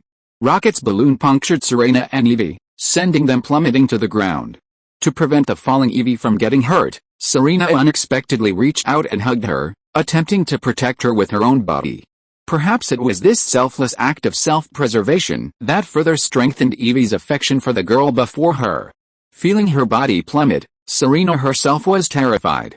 Though she closed her eyes, afraid to look down, she held Eevee tightly in her arms. Fortunately, just as Serena and Eevee were about to hit the ground, Citron arrived and caught Serena with his robotic arm. After this moment, Serena looked at Eevee in her arms and took the opportunity to ask if he wanted to travel with her. Honestly, the little Eevee, who had always been in the flower fields, had long been curious about the outside world. She also yearned for her elegant and powerful brother. She didn't want to remain hidden behind him forever, protected by him. She wanted to grow up and make him proud. The world was so big, and Eevee wanted to see it. And with a human girl before her, Eevee could sense her genuine affection. After a moment's hesitation, Eevee responded. Bui. Serena was delighted to see Eevee nod, and she took out her Pokeball. Eevee, please give me your guidance in the future. Elsewhere, after defeating numerous trainers eager to capture him, Seiya encountered a rather unique individual. This young woman, dressed in a white blazer and shorts, her long, fair legs exposed to the air, and an evolution keystone adorned her chest, possessed both beauty and grace. Anyone in Kalos would have recognized her. She was not only the Kalos regional champion, but also a popular actress, Kaloon. Regional champion trainers are already incredibly popular in their respective regions and admired by many trainers. Kaloon's status as both a league champion and a popular actress garnered an even larger fan base. Walking down the streets of Kalos, one could see Kaloon's posters and advertisements everywhere. Seiya had no idea that the commotion he had caused would even lead to Kaloon seeking him out. Kaloon is the second female champion to appear in Pokemon. Hailed as a talented trainer, she's also considered by many to be the weakest. After all, her record and performance in both the anime and the manga are merely mediocre. Compared to fellow female champion, Bamboo Shrimp and her Garchomp, Kaloon barely manages to defeat Satoshi and Greninja in the anime, and in the manga, she's even beaten by Flame. Compared to the champions of other regions, this record is simply dismal. However, many overlook the fact that, unlike other regional champions who are purely trainers, Kaloon often also has her own acting career. Later, in the 8 Masters arc, Kaloon defeated the Chengdu region's Dragon-type champion, Adu, successfully shedding her weakest champion label and advancing to the semifinals. Of course, Seiya doesn't care whether Kaloon is the weakest champion, and even if his opponent were the league champion, he wouldn't necessarily lose. Looking at Seiya in his battle stance, Kaloon, dressed in a gorgeous white gown, extended her hands, signaling her innocence. You're the Eevee from Mire City, right? I've heard about you from Ms. Gorilla, and you don't come with malicious intent this time. Ms. Gorilla is not only the gym leader of Hyaku City, but also a psychic. Her prophecy foretold a future disaster in the Kalos region, and besides a trainer and his Greninja, you're also a key player in that disaster. Because of your performance in Mire City, Many trainers in Kalos have probably been trying to recruit you lately, and that's been causing you quite a bit of trouble. If you'd like, would you like to come with me? As if worried Seiya might misunderstand her words, Kowloon quickly added, "Don't worry. I'm not asking you to come with me to recruit you, but rather to provide you with a relatively quiet environment. I won't force you to follow my orders or commands, and you're free to leave at any time if you wish, as long as I announce that you've been captured by me. I think I can help you solve a lot of problems." Hearing Kowloon's words, Seiya evolved directly from his original Eevee form into Soul. Just as Kowloon saw Seiya's evolution and thought her words wouldn't convince him and that she'd have to fight, a childish voice suddenly appeared in her mind. "Why did you choose to help me? It's telepathy." Kowloon was surprised by the sudden voice in her mind. When she realized the voice came from the Eevee she was facing, she quickly explained, "I believe in Ms. Gorgio's prophecy. So, as the champion of Kalos League, I hope that one day, if Kalos is truly in danger, you'll be able to help." Pokemon capable of using the telepathy move are almost always legendary, and Kowloon hadn't expected the Eevee before her to possess such an ability. However, the thought of the Eevee's uniqueness and strength quickly reassured her. It's no surprise that such a unique Eevee could be called a legendary Pokemon, right? Some legendary Pokemon, though rare, still exist in large numbers, but there's probably only one Eevee this special in the world. If you are listening to this novel on a channel other than Fanfic World, it means it was downloaded and re-uploaded without effort. We warmly invite you to visit our channel, Fanfic World. There you will find the original version of this story and many other novels of various genres. We look forward to seeing you dive into a world of incredible novels. Chapter 466. I returned home, but my sister was missing. After hearing what Kowloon said, Seiya understood what she meant. Simply put, she had come to him to strike a deal. As the Kalos League champion, she could leverage her connections to help Seiya resolve many of his problems. In exchange, Seiya would need to assist the entire Kalos region in future crises. "Yes, I can agree to your terms. I can even help you deal with some enemies or rivals, provided it doesn't violate my own principles. But I have one condition. I have a younger sister, and I hope you'll provide her with the best possible conditions." Kowloon agreed to Seiya's additional conditions without hesitation. Honestly, even Kowloon hadn't expected Seiya to be so easygoing. She had assumed that a special Eevee, comparable to legendary Pokemon, possessed its own pride and wouldn't obey human commands, even if she was the league champion. For this reason, even before she approached Seiya, she had already prepared to treat him like a legendary Pokemon. But she never expected that, aside from refusing to live in a Pokeball in orders against her will, Seiya was actually willing to obey her commands. His reluctance to live in a Pokeball was a minor issue. Pokemon had many different personalities, and such minor matters were completely unnoticed by Kowloon. Besides, Eevee wasn't big enough, so even if she carried it around all day, it wouldn't get tired at all. As for forcing Eevee to do something against its will, Kowloon certainly wouldn't do it. She wouldn't even do such a thing to her own Pokemon. Finally, Seiya's additional condition, regarding taking care of his sister, was even less of a concern in Kowloon's eyes. As both a league champion and a popular actress, she had ample funds and resources. Raising Seiya's sister properly was no problem, not even to the standards of a champion Pokemon. Kowloon considered it a true honor to command a legendary Pokemon like Seiya, even though it wasn't a true capture. Seiya, on the other hand, had his own reasons for choosing to partner with Kowloon. While Pokemon were a bit of a hassle, so it was better to find a qualified Pokemon handler. Kowloon, with her wealth, beauty, and long, fair legs, was his ideal Pokemon handler. As for why he proactively agreed to Kowloon's help in the battle, there was a reason. The opponent was the league champion, and the opponents he would face would undoubtedly be formidable. Battling powerful Pokemon would also allow Seiya to gain experience points and level up. After some negotiation, both Seiya and Kowloon were happy. While riding Kowloon's helicopter to the flower field where Eevee was, Seiya used his telepathic ability to tell Kowloon his name and various special moves, so that Kowloon could better cooperate with him in the face of a formidable foe. When Seiya revealed that he possessed all 8 Mega Evolutions of Eevee, even the league champion, Kowloon, was stunned. With the increasing availability of Mega Stones and Keystones, the number of trainers mastering Mega Evolutions has steadily increased. However, Pokemon capable of successfully Mega Evolutions remains extremely rare within the vast Pokemon universe. While the 4 elite kings of the Kalos League and the champion themselves all possessed Mega Evolutions, only one Pokemon could do so. But now, Seiya possessed 8 Mega Evolutions for a single Pokemon. This was like Kowloon possessing 8 Pokemon capable of Mega Evolutions at once. Furthermore, for Pokemon, after learning certain special moves, lower-level special moves are forgotten because each Pokemon has a limit on the number of special moves it can master. However, this situation was clearly unfeasible for Seiya, who possessed 8 evolutionary forms and could switch between them at will. When Kalani heard Seiya describe his special moves, she felt as if he were memorizing a list of Pokemon special moves in her head.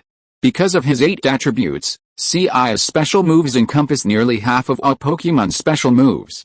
2 hours later, having barely digested Seiya's vast knowledge of special moves, Kalani felt that simply memorizing them was more tiring than memorizing a script for a play. After a 2-hour flight, Kalani followed Seiya to the flower field where he was born and took Tree Hollow. No, that girl's going there. I clearly told her to stay home until I get back. Eevee is a relatively rare Pokemon, and the recent stir he's caused has led to a surge in popularity among Kalos trainers.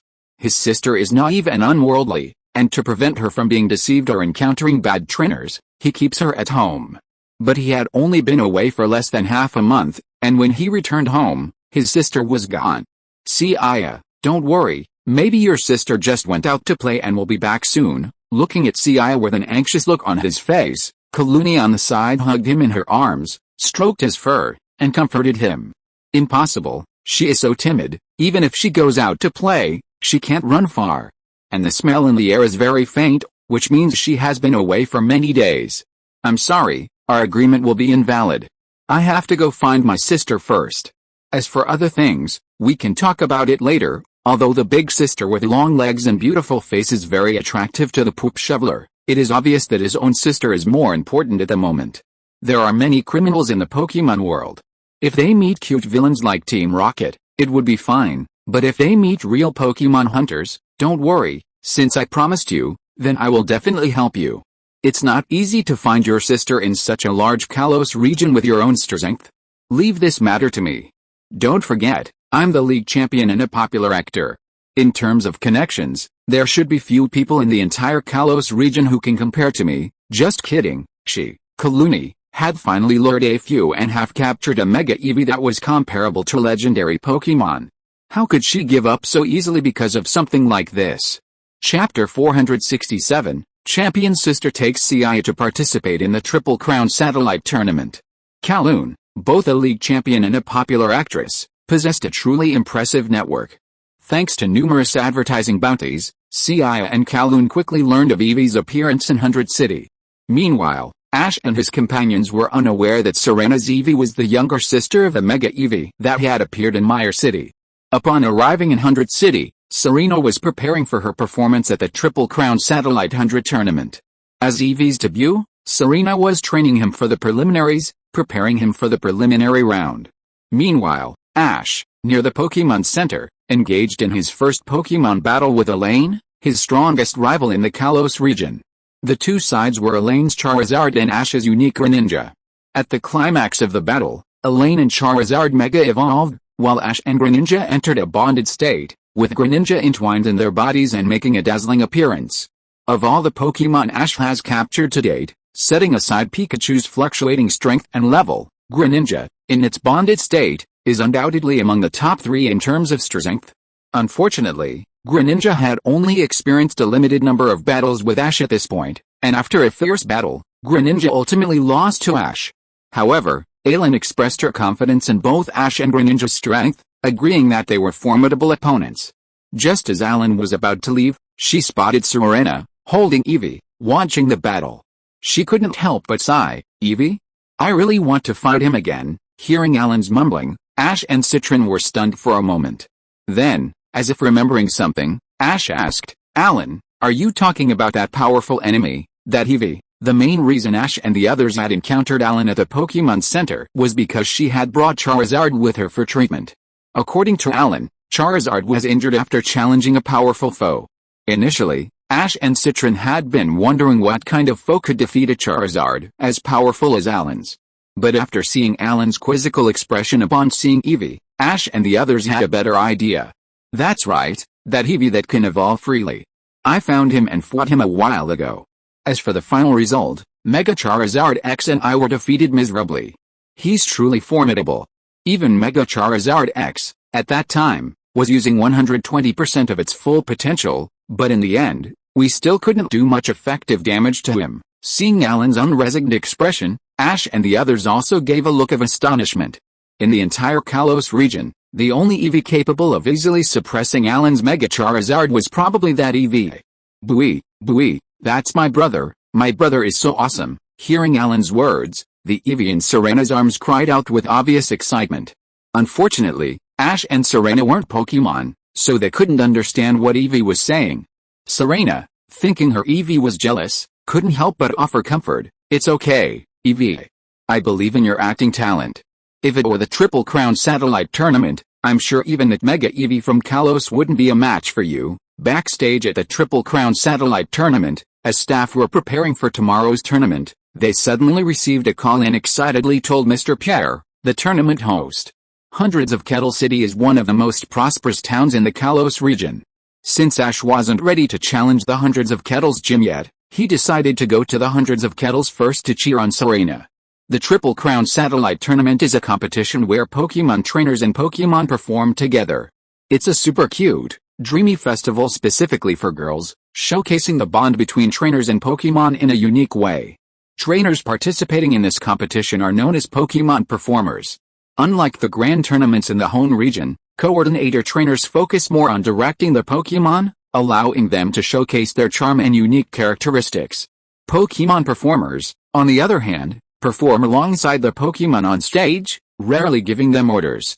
While coordinators focus on nurturing Pokemon, performers prioritize the talents of both Pokemon and their trainers. Ningning and Sana, you're here for the 100 meters tournament too. Upon arriving at the waiting area for the 100 meters tournament, Serena spotted her former rivals from the Triple Crown Satellite Tournament. Serena, it's been a long time since we last met. I didn't expect to see you at this 100 meters tournament. It looks like you'll be a formidable opponent for me this time. I won't lose, and I have new partners this time. Speaking of which, the people attending the 100 meters tournament are all familiar faces. Serena was delighted to meet Sana and Ningning, both her friends and rivals, at the 100 meters tournament. However, just as she was lamenting the familiar faces that appeared at this 100 moments tournament, Sana beside her shook her head and said, Serena, that's not right. There's actually someone participating in the Triple Crown Satellite Tournament for the first time this time. And I'm sure they're the strongest opponent for all of us this time. At first, Serena didn't understand who the formidable opponent she was referring to was. That was until she suddenly heard a girl nearby cheer, Ms. Kaluni, thank you for taking a picture with me. I'll treasure this photo forever, Ms. Kaluni. At first, Serena thought she was hallucinating. But when she actually saw a figure in the waiting area, dressed in a gorgeous white dress and surrounded by many girls, Serena exclaimed in surprise. Impressive, right? That's Miss Kaluni, the league champion and incredibly popular actress. Sana, are you saying Miss Kaluni is also participating in the 100 moments tournament? Only players participating in the Triple Crown Satellite Tournament could appear in the waiting area, but upon seeing Kaluni, Serena still looked incredulous and asked her friend. That's right, several people have just confirmed with her that Miss Kaluni, the Kalos League champion and incredibly popular actress, will also be participating in the 100 moments tournament. So you should know what this means, Serena. Chapter 468 Seiya, my stupid sister. This is simply impossible to win, right? Even if Miss Kowloon has never participated in a Triple Crown Satellite before, just her presence with her Pokemon is a true spectacle, isn't it? Upon learning that Kowloon was also a contestant in the 100 moments tournament, Ningning felt both excited and somewhat frustrated. The excitement was that ordinary girls like them actually had the opportunity to compete against Miss Kowloon, but the frustration was that if they were to face Miss Kowloon, their chances of winning would be incredibly low. It's said that the staff at the 100-minute tournament were surprised to learn that Miss Kowloon wanted to participate in the Triple Crown Satellite Tournament.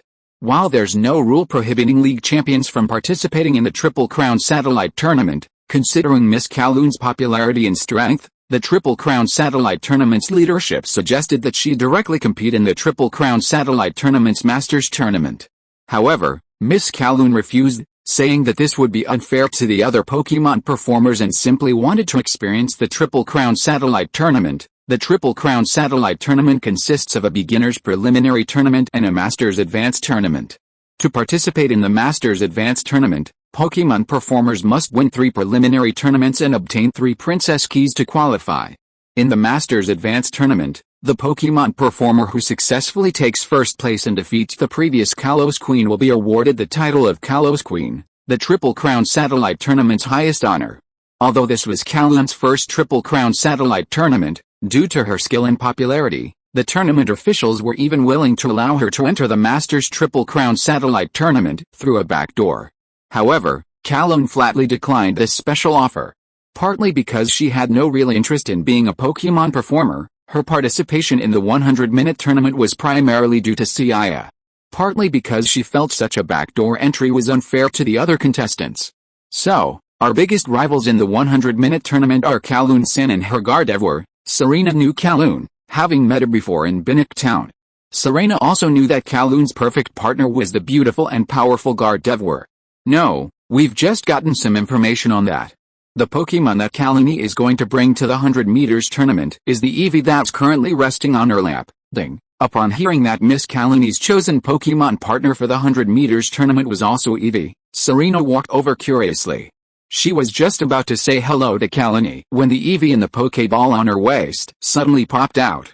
Since this was her first time participating in the Triple Crown Satellite Tournament, her Eevee had been afraid to come out due to stage fright. Serena, who had been worried about not being able to dress up Eevee, had even considered replacing the Pokemon that was going to play, but she didn't expect Eevee to pop out on its own. Booey, why is my brother here? I missed you so much. Eevee, having emerged from Serena's Pokeball on its own, was now clearly delighted and tried to run towards Seiya. Booey, don't come over here. I don't have a disobedient sister like you. Seiya, sleeping on Kalun's lap, immediately opened his eyes upon sensing his sister's presence. However, upon seeing Eevee running towards him, Seiya barked out a cry to stop the Eevee's approach. Booey, Serena couldn't understand what Eevee was saying, but she could sense the distinct change in her Pokemon's mood. And this change in mood had occurred after interacting with Kalun's Eevee. This meant that Kalun's Eevee actually knew her own Eevee. The little girl's Eevee apologized to her brother, but he didn't forgive her and instead scolded her harshly. Meow Musashi also attended the 100-meter show, and Meowth, acting as a Pokemon translator, began to translate. Miss Kalun's Eevee is actually my Eevee's brother. With Meowth's help, Serena finally understood why her Eevee had suddenly become depressed. She quickly stepped forward to defend the Eevee, saying, I brought this child with me on this trip, so it's not her fault. As Eevee's family, I understand your desire to protect her, but this child has her own dreams. She can't hide behind you forever. If she keeps hiding behind you and accepting your protection, how can she truly grow? Looking at Serena, who was holding an Eevee and watching him retort, Seiya was silent for a moment, then jumped from Kalun's lap to the table nearby. Booey, since Seiya didn't use his telepathy ability, Serena had no idea what he was saying, so she could only look to Meowth for help. Meowth, mindful of their acquaintance, translated, human girl, are you so sure she'll grow by following you? Serena remained silent for a moment at Seiya's question, but upon catching sight of the Eevee in her arms, her gaze brightened. I'm certain both I and Eevee will grow during our future journeys. Booey, everyone present turned to the talking Meowth again. Then prove it to me, human girl, and my foolish sister. Since this is the path and trainer you've chosen, prove it to me that your choice is right. I don't ask for victory in this 100 moments tournament, but as long as you receive my approval, I will accept your relationship and forgive your previous presumptuous behavior. With these words, Seiya turned and left. Watching Seiya, Kalun, who had been observing everything, smiled slightly and whispered, you're a complete sister Khan. In reality, Seiya had already found Eevee and Serena, who had subdued her, the night before through Kaluni's connections. Seiya, intending to reprimand his sister, secretly observed her clumsy training and her fear of her debut. Because of this, Seiya didn't show up to meet her, instead asking Kaluni to take him to the 100-minute tournament. Chapter 469, The League Champion comes to the Novus village to make a splash. Ladies and gentlemen, we've kept you waiting. The Triple Crown Satellite 100 meters tournament, A grand gathering of beautiful and dreamy girls and Pokemon is about to begin. I'm Mr. Pierre, the dreamy guide of love. Performers who aspire to become the Kalos Queen, admired by the girls, will present a dazzling and spectacular performance. The winner will receive the Princess Key. The audience erupted in cheers as the Triple Crown satellite host appeared. Pierre quickly announced the theme performances for this Triple Crown satellite tournament. Unlike the Hone Region Grand Tournament, the Kalos Region Triple Crown Satellite Tournament features two stages, the theme performance and the free performance, respectively. Only performers who successfully advance in the theme performance will advance to the second stage, the free performance. The theme performances for each Triple Crown Satellite Tournament are different, and for this year's 100 meters tournament, the theme performance is Pokemon puzzles. The host will invite 3 performers to perform each round, each posing a Pokemon puzzle. The performer's Pokemon must meet certain requirements to earn the right to answer the questions. The performer who correctly answers the first 3 puzzles will advance to the second round, the free performance. As the Queen of Kalos, beauty alone isn't enough, knowledge is also crucial. Beauty and intelligence are essential. So, let me first invite the first group of elegant performers to take the stage. As host Pierre announced the start of the competition, the first group of Triple Crown satellite contestants slowly ascended from the elevator. Among them were Serena, Ning, and another young performer. This time, the test is the rock test. After the computer presents a Pokemon puzzle, the performer's Pokemon must destroy 3 giant rocks, retrieve a ball from each rock, and then reach the finish line to earn the right to answer the puzzle. The performer who reaches the Pokemon first receives the right to answer the puzzle. If they answer incorrectly, the next performer will answer the puzzle. Kaluni in the waiting area listened to the rules announced by the host Pierre with an interested expression on her face. Compared to Pokemon coordinators, Pokemon performers do not actually have higher requirements for the strength of Pokemon, but the test of this theme performance obviously has certain requirements for the level and quality of Pokemon.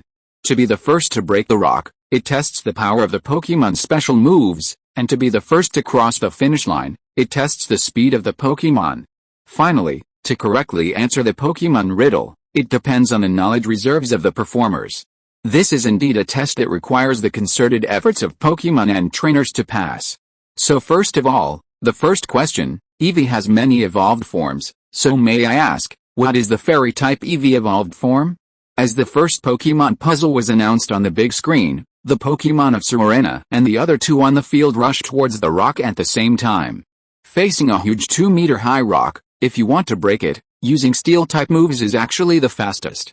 But unfortunately, the 3 Pokemon on the field are Serena's Eevee, Ning's Farfetch'd, and another player's Soul. Eevee didn't learn the Steel-type move Iron Tail, so she could only use Shadow Ball continuously. But in the end it was Farfetch'd that broke the rock first. Eevee, who crossed the finish line second, was much slower than Farfetch'd in breaking the rock, but caught up in the finishing line speed. However, in the end, it was still a little slower than Farfetch'd, so it was looking at Serena with a guilty look on its face. It's okay, Eevee, you've tried your best, and the game has just begun.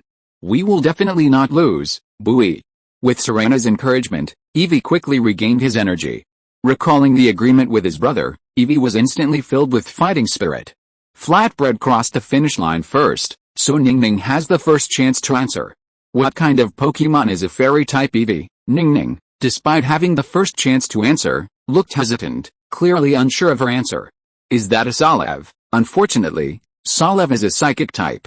So, Serena, who crossed the finish line second, please answer this question. If it were any other question, Serena might have pondered it, but for this one, she answered without hesitation.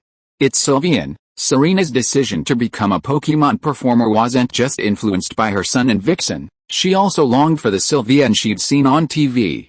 Correct answer. Congratulations to Serena, contestant, for taking the first point. After successfully securing their first point, Serena and Eevee's fighting spirit was ignited. While Eevee, who only knew Shadow Ball, couldn't match Farfetch'd's rock-breaking speed, Eevee always managed to catch up in the return sprint. After several rounds of intense competition, Serena was the first to answer 3 questions correctly and advanced to the second round of free performances. Thank you very much to the first group of performers and their Pokemon for their wonderful performances. Now, please welcome the second group of performers and their Pokemon. Initially, The spectators at the 100 meters tournament applauded and cheered for the contestants to liven up the atmosphere. However, when many of the audience members saw a certain figure from the second group of contestants, they were stunned for a moment. Then, realizing they hadn't seen correctly, they erupted in unprecedented cheers. "I'm not seeing things, am I? The person standing in the middle is actually Miss Kaluni?" Just like those girls in the candidate area before, when Ozzy and the other audience members saw Kaluni on the stage, everyone's expressions were stunned. Even the Queen of Kalos Yashio, who was sitting in the audience, couldn't help but cover her face with her hands when she saw Kaluni waving and responding to cheers on the field, and said, "That girl let her temper run wild again." Although they are in different fields, Yashio, the Queen of Kalos who holds the highest honor of the Triple Crown Satellite Tournament, obviously knows the league champion Kaluni, and the two even have a good relationship. Yashio is obviously quite troubled by the fact that Kaluni, the league champion, suddenly broke the circle and jumped to the Triple Crown Satellite Tournament. As the best performer in Kalos, Yashio originally wanted to discover some talented children in the 100 Moments tournament, but who knew that Kaluni, a troublemaker, would suddenly appear now. Chapter 470, You trampled on the girl's dream, but you don't want to take responsibility? While Yashio didn't know what exactly Kalun was up to, she knew full well that once she appeared, the outcome of the 100-minute tournament would be virtually certain. While the Triple Crown Satellite Tournament wasn't a test of Pokemon strength, and the league champion wasn't necessarily guaranteed victory, it was important to note that Kalun was different from league champions from other regions. League champions inherently held immense influence within their respective regions. After all, the title of league champion held far greater weight than her title of Queen of Kalos. Furthermore, Kalun was a popular actress, both talented and beautiful, commanding immense popularity throughout the Kalos region. The final results of the free performances in the second round of the Triple Crown Satellite Tournament were determined by the audience, who voted with their voting sticks. With Kalun's immense popularity, victory was practically guaranteed as long as she played her Pokemon well. Even if Kalun's Pokemon weren't very good at performing, they were still the league champions, their quality and level were clear. So, in Yashio's opinion, Kalun's current behavior was simply a case of a max-level player visiting the novice village to troll. Now, let me announce the challenges for the second group of contestants. The rules for the Pokemon guessing game remain the same, but this time, the challenge for the contestants to answer a question is a speed test. Within the prepared arena, obstacles will periodically drop from the sky, and the performer's Pokemon will need to dodge these obstacles as quickly as possible, retrieve the ball representing the right to answer the question, and return to the performer. So, first up, question 1, Skank has 2 evolutions. Which 2 Pokemon are these? If the rock test faced by Serena and her team in the first group tested the power of a Pokemon's special moves, then this second group will test their Pokemon's reaction speed and speed. As the renowned league champion of Kalos, most people knew that Kalun's signature Pokemon was Gardevoir. Therefore, everyone present, including Ash and the others, expected Kalun to send out her Gardevoir. However, to their surprise, a brown Pokemon leaped out from Kalun's side, and everyone present was surprised to discover that the league champion's partner was also Eevee. Miss Kalun, has an Eevee too? I'm really curious. How strong will that Eevee be? Ash and the others had already seen Kalun's Gardevoir, and it was incredibly powerful. Kalun and Gardevoir also had an incredible synergy. As a trainer aspiring to become a Pokemon master, Ash was naturally curious about the strengths of the champion's other Pokemon. Although Miss Kalun is strong, this group's test is somewhat disadvantageous for her. After all, the 2 performers competing against her this time have Pokemon named Tanabata and Scyther. The 2 Pokemon performers in Kalun's group initially felt immensely stressed. However, upon seeing the second round of tests, their faces lit up with joy. After all, whether in terms of beauty or knowledge, they certainly couldn't match Kalun, the Kalos League champion and a popular actress. However, this round's test was about Pokemon speed and reflexes. As long as they prevented Miss Kalun from getting a chance to answer, they would have a clear chance of victory. Tanabata possesses the ability to fly, and Scyther is a Pokemon renowned for its speed. Either way, they both possess a significant advantage over Miss Kalun's Eevee in this test. Then the competition begins. Almost as soon as Pierre announced the start, Tanabata and Scyther rushed out at top speed. As Citron had said before, this high-speed sprint, dodging obstacles, clearly favors Pokemon like Tanabata and Scyther. But whether it's fair or not, isn't it? The first rock trial also favored steel-type Pokemon. It's simply that luck is part of strength. Tanabata, well done. Just keep going, Scyther, show off your impressive speed. The league champion was powerful, but for this trial, Miss Kalani chose a short-legged Pokemon like Eevee, essentially losing half the battle. Yet, faced with this situation, Kalani showed no sign of panic, knowing full well that even this level of skill wouldn't be a problem for Seiya. In a flash, Tanabata, flying low, and Scyther, leaping and sprinting, suddenly felt a flash of white light before their eyes. A petite figure then left them far behind. Even as they were still in a trance, a flash of white light appeared before them, and the Eevee, clutching a ball, returned to its starting point. The two evolved forms of Skank are the Pokemon Tyrannus and Bell. Congratulations, Miss Kaloon, for answering correctly. You've earned your first point. When Kaloon accepted the ball from Seiya and answered the previous question, everyone present was still stunned. Even Pierre, the host, paused briefly before announcing the result. As for the audience, who had recovered from their daze, their excitement was even greater. Everyone had assumed this group's challenge would be undeniably difficult for Miss Kaloon. But no one had anticipated the Eevee's incredible speed. Tanabata and Scyther, who should have had the upper hand in stats, couldn't even see his taillights. With Seiya's extreme speed and Kaluni's profound knowledge as a champion, the two of them easily advanced to the second round after only 3 questions. In order to comfort the two girls who were on the same stage with her, Kaluni took the initiative to encourage them, took photos with them, and signed autographs. Although there were reasons for it, Kaluni still felt guilty for trampling on the girls' dreams. However, the two girls who were comforted by her were actually quite happy at the moment. After all, their hopes of winning were not great in the first place. Now, not only did they receive encouragement from the league champion, but they also took photos with Miss Kaluni and got her autograph. When they go back, they can even brag about it to their companions for the rest of their lives. Ms. Kaluni, your Eevee is so strong. Well, after all, he caused a stir in the entire Kalos region before, so it's normal for him to have such strength. So you don't want to belittle yourselves by losing to him, because many Pokemon trainers who have mastered Mega Evolution have also lost to him. Under Kaluni's Versailles rhetoric, the two passerby girls looked at her with more admiration. And when they learned that Seiya was the mysterious Eevee in the Kalos region, the two of them rushed to take photos with Seiya. Being held in the arms of the young girl, Seiya was a little resistant at first, but Kaluni looked at him and said, "You ruthlessly trampled on the dreams of girls, and then you don't want to take responsibility for it." Chapter 471 The Evolution of Longing and Bond. Hearing Kaluni's words, Seiya was speechless.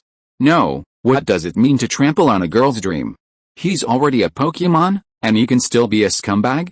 After the theme performance, the second round of free performances followed. Besides Serena, Musashi, under the alias Musashi Way, and Serena's rival, Asuna, also advanced to the second round.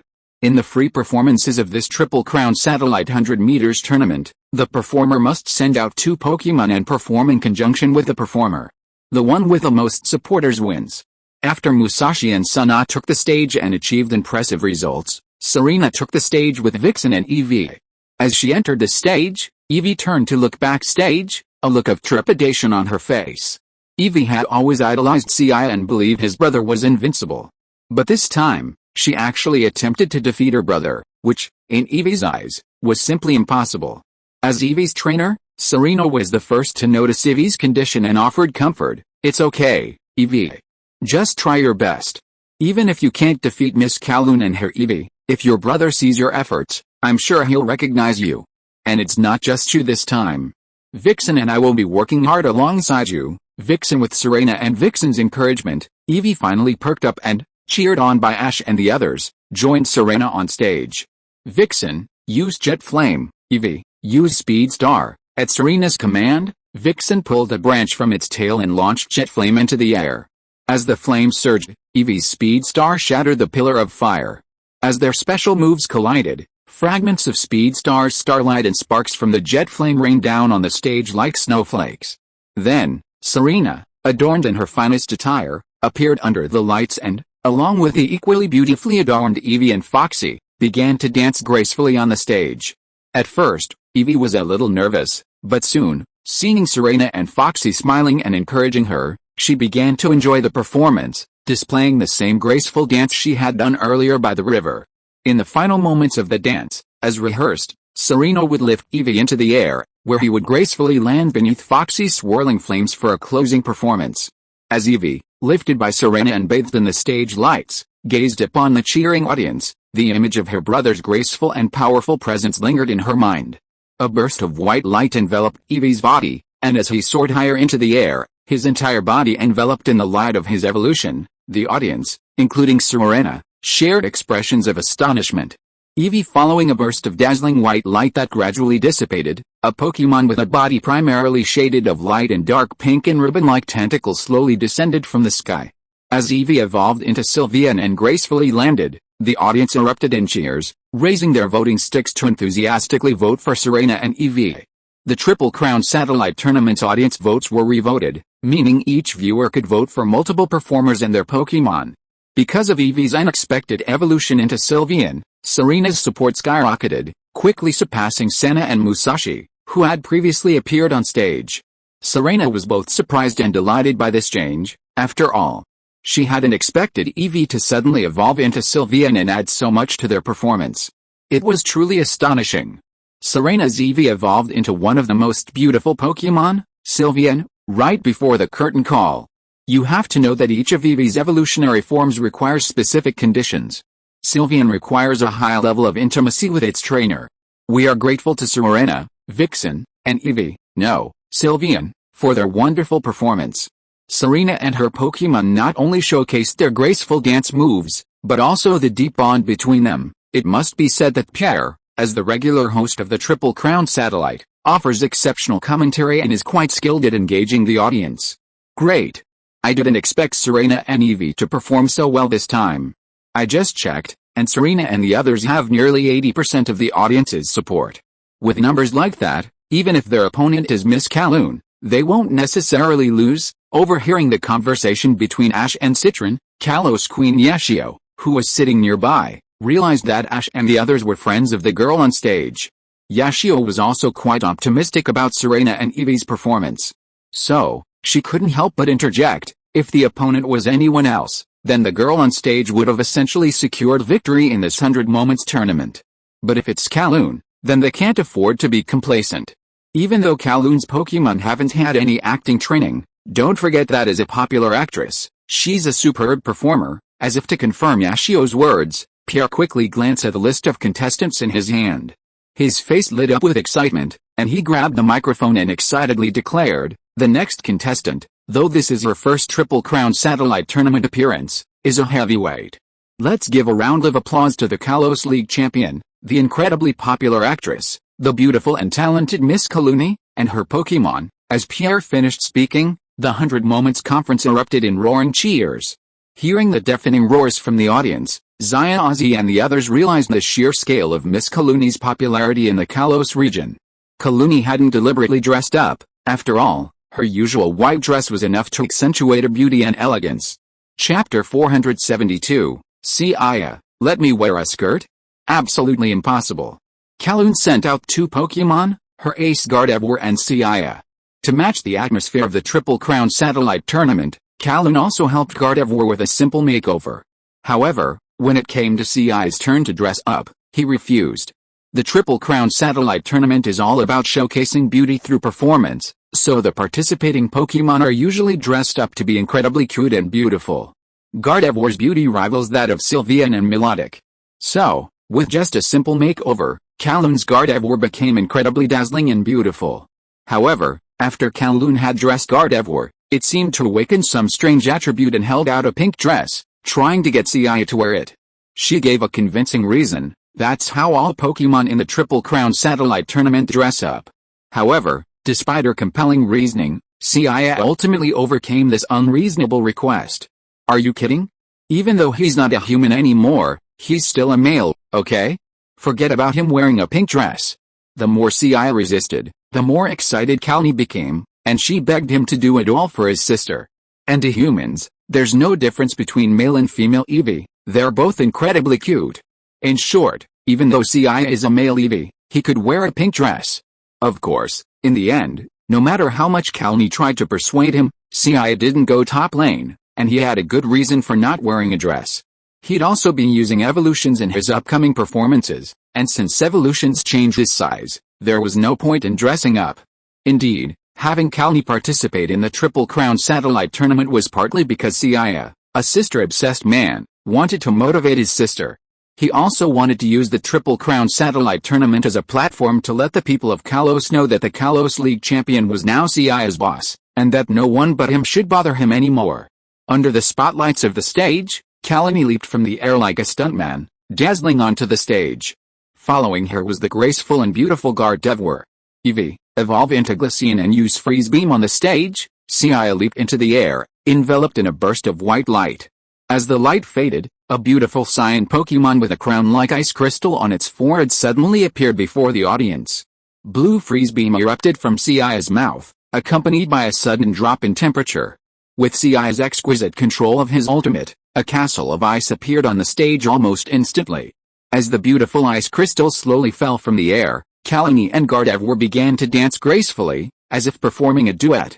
Eevee, transform into Umbreon and use the ultimate, Moonlight. Kalani danced in perfect harmony with Gardevoir in front of the ice castle while issuing another command to Seiya, who stood atop the castle. A white light enveloped Seiya once again, and enveloped in the light of evolution, Seiya's Glaceon slowly transformed. Finally, the white light shattered, and a mysterious-looking Pokemon with black fur, red eyes, and golden rings appeared atop the ice castle.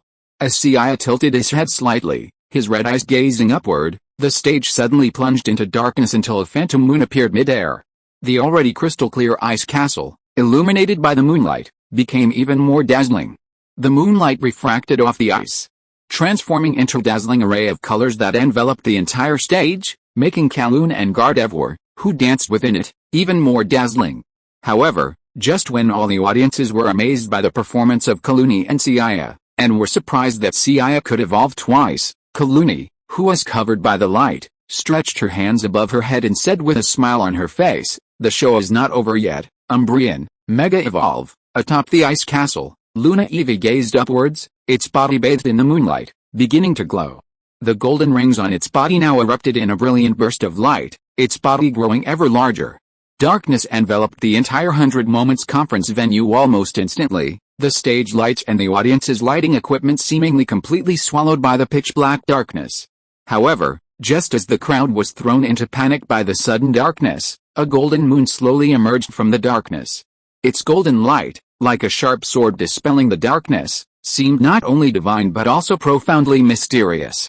But when its crimson eyes slowly opened in the darkness, the audience, glimpsed in the moonlight, were fortunately able to see a mysterious Pokemon resembling a rabbit, covered in black fur, richly patterned with the golden patterns, and sporting 3 tails. Its form was elegant and enigmatic, like a monarch of the night, mysterious, beautiful, and powerful. Her nimble figure strolled through the moonlight, captivating the audience. As they gazed upon the figure dancing with the darkness, their fear faded, their gaze fixed on the enigmatic and beautiful form. A few moments later, the darkness began to recede, and when the stage lights returned, everyone was stunned to discover that Miss Kalani was holding an Eevee. Everything they had just experienced seemed like a dream. Not only the audience, but even Pierre, the host, was stunned for a long time after Kalani and Seiya's performance. As the host, he had just been on the stage, experiencing the 5D effects up close and personal. Only then could he understand the sheer magnitude of the performance. Amazing, Ms. Kalani is truly worthy of you. Is that a Umbreon Mega Evolution? Was that really not an illusion? Why did Miss Kalani's Eevee return to its original form, idiot? Haven't you reacted yet? Do you think there's a second Eevee in the Kalos region that can freely change its evolutionary form? The guardian of Myre City, the legendary mysterious Eevee, has been captured by Miss Kalani. Almost at the same time that Kalani bowed to take her bow, the emotions of the audience at the 100K conference suddenly exploded. The sounds of cheering and applause, let alone the preliminary rounds of the Triple Crown Satellite Tournament, even the Masters Tournament for the Queen of Kalos may not have such an atmosphere. Looking at the dazzling Kalani, Seiya, and Shinedo on the field, even before the audience started voting, Serena knew that they had lost this time. If you are listening to this novel on a channel other than Fanfic World, it means it was downloaded and re-uploaded without effort. We warmly invite you to visit our channel, Fanfic World. There you will find the original version of this story and many other novels of various genres. We look forward to seeing you dive into a world of incredible novels. Chapter 473, Give Up and Hand Over the Victory. This is truly astonishing. I never expected Miss Kowloon and her Pokemon to give us such a wonderful performance. Now, the most exciting part, how many votes will Miss Kowloon, her Eevee, and Gardevoir will receive? Pierre hadn't finished his words yet, and the audience, excitedly preparing to vote for Kowloon, suddenly raised their hand and said, "I'm so sorry, but I'd like to abstain from voting this time." The audience, as excited as they had been before, now fell into silence. The reason was simple. Everyone present was completely bewildered by Kowloon's sudden decision. "Ms. Kowloon, could you please explain your reason? Your previous performances with a Pokemon were flawless, even astonishing. With the level you've demonstrated, you could have won even in the Triple Crown Satellite Masters tournament, and you clearly have a strong chance of taking home the championship this 100 Moments tournament. Why are you withdrawing here?" Kowloon's sudden withdrawal caught everyone present by surprise. Out of curiosity and duty, Pierre had to ask Kowloon's reasoning. Otherwise, if Kowloon, with her near-certain victory, chose to withdraw midway, others would think the Triple Crown Satellite Tournament was playing dirty. The popularity of the champion was no joke. It would have a significant impact on the Triple Crown Satellite Tournament in the Kalos region. Kowloon, knowing the negative impact of her sudden withdrawal, would have explained the reason even without Pierre's question. After all, as a highly popular actress, she possessed a high emotional intelligence. As you all know, I'm not only the league champion, but also an actor. As an actor, the Triple Crown Satellite Tournament, known for its ability to cultivate performers, has long been renowned. Even if it's just for once, I want to shine on this stage as a performer. You may have also seen that Eevee, who caused quite a stir in the Kalos region a while ago, is now my Pokemon. And at this 100 Moments tournament, there's also a young performer playing Eevee. Yes, you guessed it right, my Eevee and this girl's Eevee are actually siblings. A caring brother inevitably worries when seeing his younger sister choose her own path, so this is both an encouragement and a test of care from a brother. As for my withdrawal, it's because, as both the league champion and an actor, I'm already incredibly busy with my daily work. Even if I wanted to become a great Pokemon performer, I just don't have the energy. Since Eevee and I have both achieved our goals, why not give this opportunity to those young women with dreams? After hearing Kowloon's explanation, the audience burst into applause. The Triple Crown officials were also extremely pleased with Kowloon's response. Did they hear that the league champions had always yearned for their Triple Crown? Miss Kowloon didn't become a Pokemon performer simply because she didn't have the energy to spare. This was pure advertising for their Triple Crown. It was foreseeable that Kowloon's withdrawal would not only prevent the Triple Crown from being tainted by rumors, but would even become a topic of conversation. Eevee, upon learning Kowloon's true purpose for participating in the 100 meters tournament, Sylvian, who had been staying backstage, finally couldn't wait any longer and rushed to the stage. Seeing Sylvian happily running towards him, Seiya didn't turn his back, as he had before, but instead leaned against its neck. Sylvian then rubbed its head against Seiya's, displaying a warm and affectionate expression. Seiya's interaction with Sylvian further confirmed Kowloon's claims. Backstage, the other girls competing in the 100 meters tournament cast envious glances at Serena. The opponent's Pokemon was actually a sibling of the champions, which meant they had some connection to the league championship. And if it were just any other Pokemon, it would be fine, but the opponent was the mysterious Mega Eevee from the Kalos region. If the older Eevee was so mysterious and powerful, wouldn't Sylvian, its younger sister, also have immense potential? Honestly, Serena was completely stunned when she learned that Kowloon's Eevee was actually the mysterious Eevee from the Kalos region. It was for this reason that she didn't react quickly enough when Sylvian ran away from her. Serena hadn't anticipated such a connection between her, Seiya, and Sylvian. She had once decided to travel because she was fascinated by the Mega Sylvian she'd seen on TV. To her surprise, the Eevee she captured not only evolved into a Sylvian, but also became the sister of the Mega Sylvian she'd longed for. After Kowloon withdrew, the next group of performers gave their all. Unfortunately, after witnessing that breathtaking performance, the audience's tastes had become sophisticated, and they considered the subsequent contestants' performances mediocre. Serena, having already garnered considerable support for her previous performance, naturally won the 100 meters tournament after Seiya and the others withdrew. After the 100 meters tournament concluded, Serena, having received the princess key, received the congratulations of her friends. Meanwhile, Yashio, known as the Queen of Kalos and Air's mentor, approached Serena and offered her and her Pokemon some encouragement. "Serena, you and these kids are incredibly talented. You've probably already earned 2 princess keys, right? I'm really looking forward to seeing you perform at the Gloriosa tournament." As soon as the former Kalos queen left, Kalon and Seiya approached. Serena naturally showered them with gratitude. The surrounding TV reporters and media, observing this scene, snapped photos of Serena and the others. First, it was Kalos Queen Yashio, then the league champion Kalon.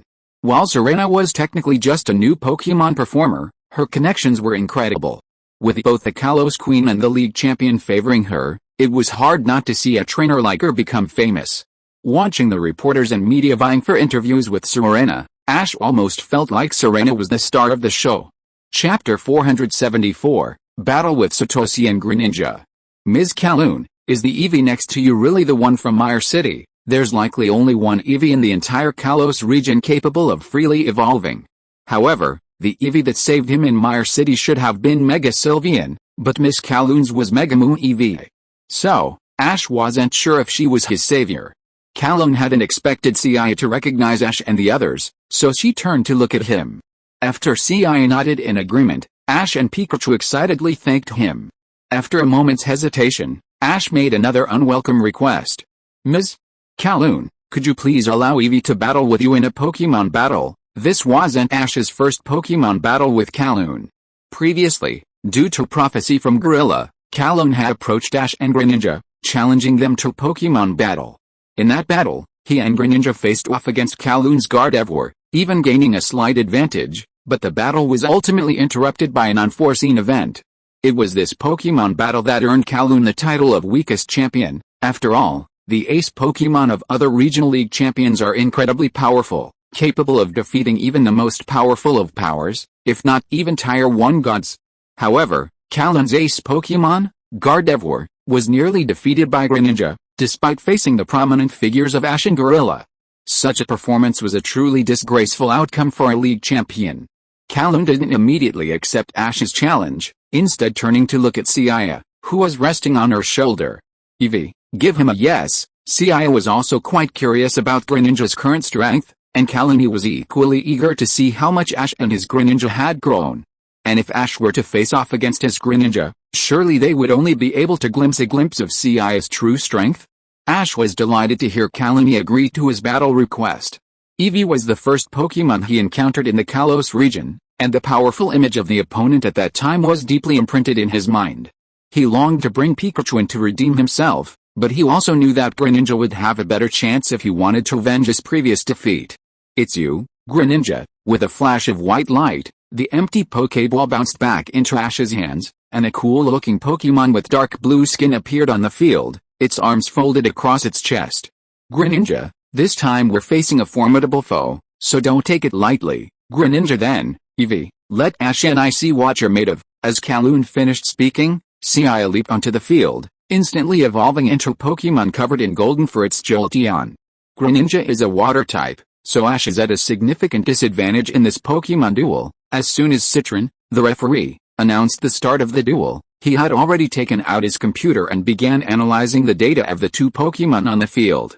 Serena, standing nearby, curiously leaned over to examine the data displayed on Citron's computer, and exclaimed in surprise, "Ash and Greninja versus Kalon and Eevee only have a 5% chance of winning." As Ash's companion, Serena was well aware of Greninja's strength.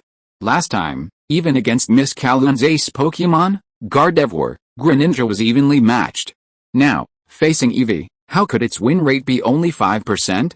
Even if Eevee's current evolution, Jolteon, has some stat resistance against Greninja, isn't this win rate too low? According to the data we collected previously, there's Mega Fairy Eevee from Mire City and Mega Moon Eevee from this 100 meters tournament. This means that Miss Kalon's Eevee possesses at least 2 Mega Evolutions of Eevee. And it turns out that there's another factor contributing to this win rate besides attribute counters. "Serena, do you remember Alan and Charizard?" Alan and Charizard had just met a few days ago, and Ash had battled them, so Serena naturally remembered them. In that Pokemon battle between Ash and Alan, Greninja had the advantage in attributes, but ultimately lost. Do you remember what Alan said about his appearance at the Pokemon Center? Citron's reminder suddenly brought it back to Serena, who then whispered, "He said he and Mega Charizards challenged Mystery Eevee, but were easily defeated." That's right. With attribute counters, Alan and Charizard were both able to narrowly defeat Ash and Greninja. Do you think Eevee, who easily defeated Elaine and Charizard, would lose to Ash and Greninja given their stat counters? As for Ash's previous close fight with Kaloon's Gardevoir, I think Kaloon wasn't taking it seriously, but I also think Mystic Eevee might be even stronger than Gardevoir. Citron's reasons and data were so compelling that Serena couldn't refute them. In reality, the current situation on the field was not much different from Citron's claims. Ash was a veteran master of reverse attribute abilities, but in this match, he failed to fully utilize his mastery of reverse attribute abilities. His opening water shuriken was easily shattered by Seiya's lightning ball, his one-word slash collided with Seiya's thunder fist and was sent flying. Finally, as the battle reached its climax, Ash and Greninja unleashed their ultimate moves and entered a bonded state. While not a Mega Evolution, Greninja's current power and move power surpassed those of a true Mega Evolution. "Are you planning a Mega Evolution?" Kalani's voice suddenly appeared in Seiya's mind. She knew that all 8 of Seiya's evolutions had Mega Evolutions, so it was only natural that Jolteon would be as well. "They're not strong enough to push me to that point, and as the champion, it's about time you became familiar with my fighting style. Don't forget, unlike Eevee, who has a single attribute, I have multiple attributes. In battle, you should know how to use this advantage." It wasn't that Kalani, as the champion, needed Seiya to remind her of her battle plan. It was that a Pokemon like Seiya who could change attributes on the spot was unprecedented. So it was natural for Kalani to have preconceived ideas. With Seiya's reminder, she immediately came up with a number of strategies that would suit Seiya's current situation. Seiya, change form and transform into Vaporeon. Chapter 475, Seiya's Advantages, Attribute Coordination and Tactics. Upon hearing Kaloon's command, Seiya transformed into Vaporeon without hesitation. After all, in front of outsiders, he was Kaloon's Pokemon, so he had to give her some respect. Furthermore, Ash had already seen the strength of Greninja, and even if the command was wrong, his experience and reflexes would give him plenty of room for error. Use Rain Prayer, seeing Kaloon commanding Seiya to transform from Jolteon to Vaporeon and then use the ultimate move Rain Prayer, Ash, and even Citron, who were watching, all had puzzled expressions on their faces. Logically, Jolteon should have a stronger stat advantage against Greninja. Both Ash and Citron were clearly puzzled by Kaloon's reasoning for Seiya to transform into a water-type Vaporeon. And while Rain Prayer could create a more favorable environment for water-type Pokemon, don't forget that Greninja is also a water-type Pokemon. As thick dark clouds covered the sky, a torrential downpour instantly fell. The sheer force and widespread coverage of the rain made Citron and the others marvel at the sheer power of the Pray Rain move. Honestly, not only Ash and Citron, but even Kaloon, commanding Seiya in battle for the first time, was visibly stunned by the power of Seiya's Pray Rain. Few Pokemon can use Pray Rain, and most can only moisten the ground at best. However, Seiya's Vaporeon Pray Rain instantly created a small lake on the field. If it weren't for Kaloon and Ash being trainers, his Pray Rain move would have been even more powerful. Because of the water on the field, Greninja, now in its bonded form, became even more swift and agile. "Miss Kaloon, I don't know why you're using Vaporeon's move, Pray for Rain, but you seem to have forgotten that my Greninja is also a water-type Pokemon." Looking at Ash's spirited face, Kaloon's face also revealed a confident expression. "No, Greninja is a water-type Pokemon. I'm aware of that. But, Ash, you seem to have forgotten something very important. My Eevee isn't a single-type Pokemon. Seiya, the stage is set. Now it's your turn. Transform from Vaporeon to Jolteon again and use Discharge on the water below." Upon hearing Kaloon's command, a look of sudden enlightenment crossed the faces of Ash, Citron, and the others. As Seiya's Jolteon used Discharge, golden arcs of electricity spread at an astonishing speed, spreading to the surrounding water. Greninja, jump into the air. Koga, water is conductive, and right now the entire venue is covered in water, making it almost impossible to avoid. The power of Jolteon's discharge trick may be weakened because the water covers a large area, But even if it cannot directly make Greninja lose its combat effectiveness, it can still make it fall into a short state of paralysis. Commanding Greninja to jump into the air was already an idea of Seiya. But even if Seiya had this flash of inspiration, it had already been predicted by Kalani. Now is the time to use the thunder trick. Although Greninja jumped into the air and temporarily avoided the influence of Mizuki's conductivity, it has become a target with nowhere to hide in the air. A golden thunder fell from the rain-praying clouds, and Greninja, who was directly hit, let out a scream and fell directly from the sky. As a water attribute Pokemon, it took such an electric move directly, and coupled with the damage accumulated on its body before, it instantly lost its combat capability. It's amazing. First using Vaporeon to set up the venue, and then using the physical reaction of water conducting electricity to block Greninja's speed, and finally inflict damage with its electric move? Kalani is worthy of being the league champion. She has maximized the advantage of Eevee's ability to change attributes and forms. Should this be considered an attribute coordination tactic? Looking at Seiya, who defeated Greninja almost without any injury on the field, Hitran on the side couldn't help but exclaim in admiration. As a gym trainer in Mire City, he had to admire Miss Kalani's powerful tactics just now, and it was not unfair for Ash to lose. Because once Ash and Greninja enter that special bond connection state, the injuries suffered by Greninja seem to be fed back to Ash, the trainer, to a certain extent. So in this duel, when Greninja lost its combat ability, Ash also fainted on the spot. When he woke up again, it was already night. It seems that the power you and Greninja have obtained also has certain risks. If you don't encounter a strong enemy, it's better not to force yourself too much. Seeing the unconscious Satoshi wake up, Serena and the others were greatly relieved, and Kalani on the side also spoke up at this moment. Ms. Kalani, I'm really sorry to have worried you, but I didn't expect that I would lose this time.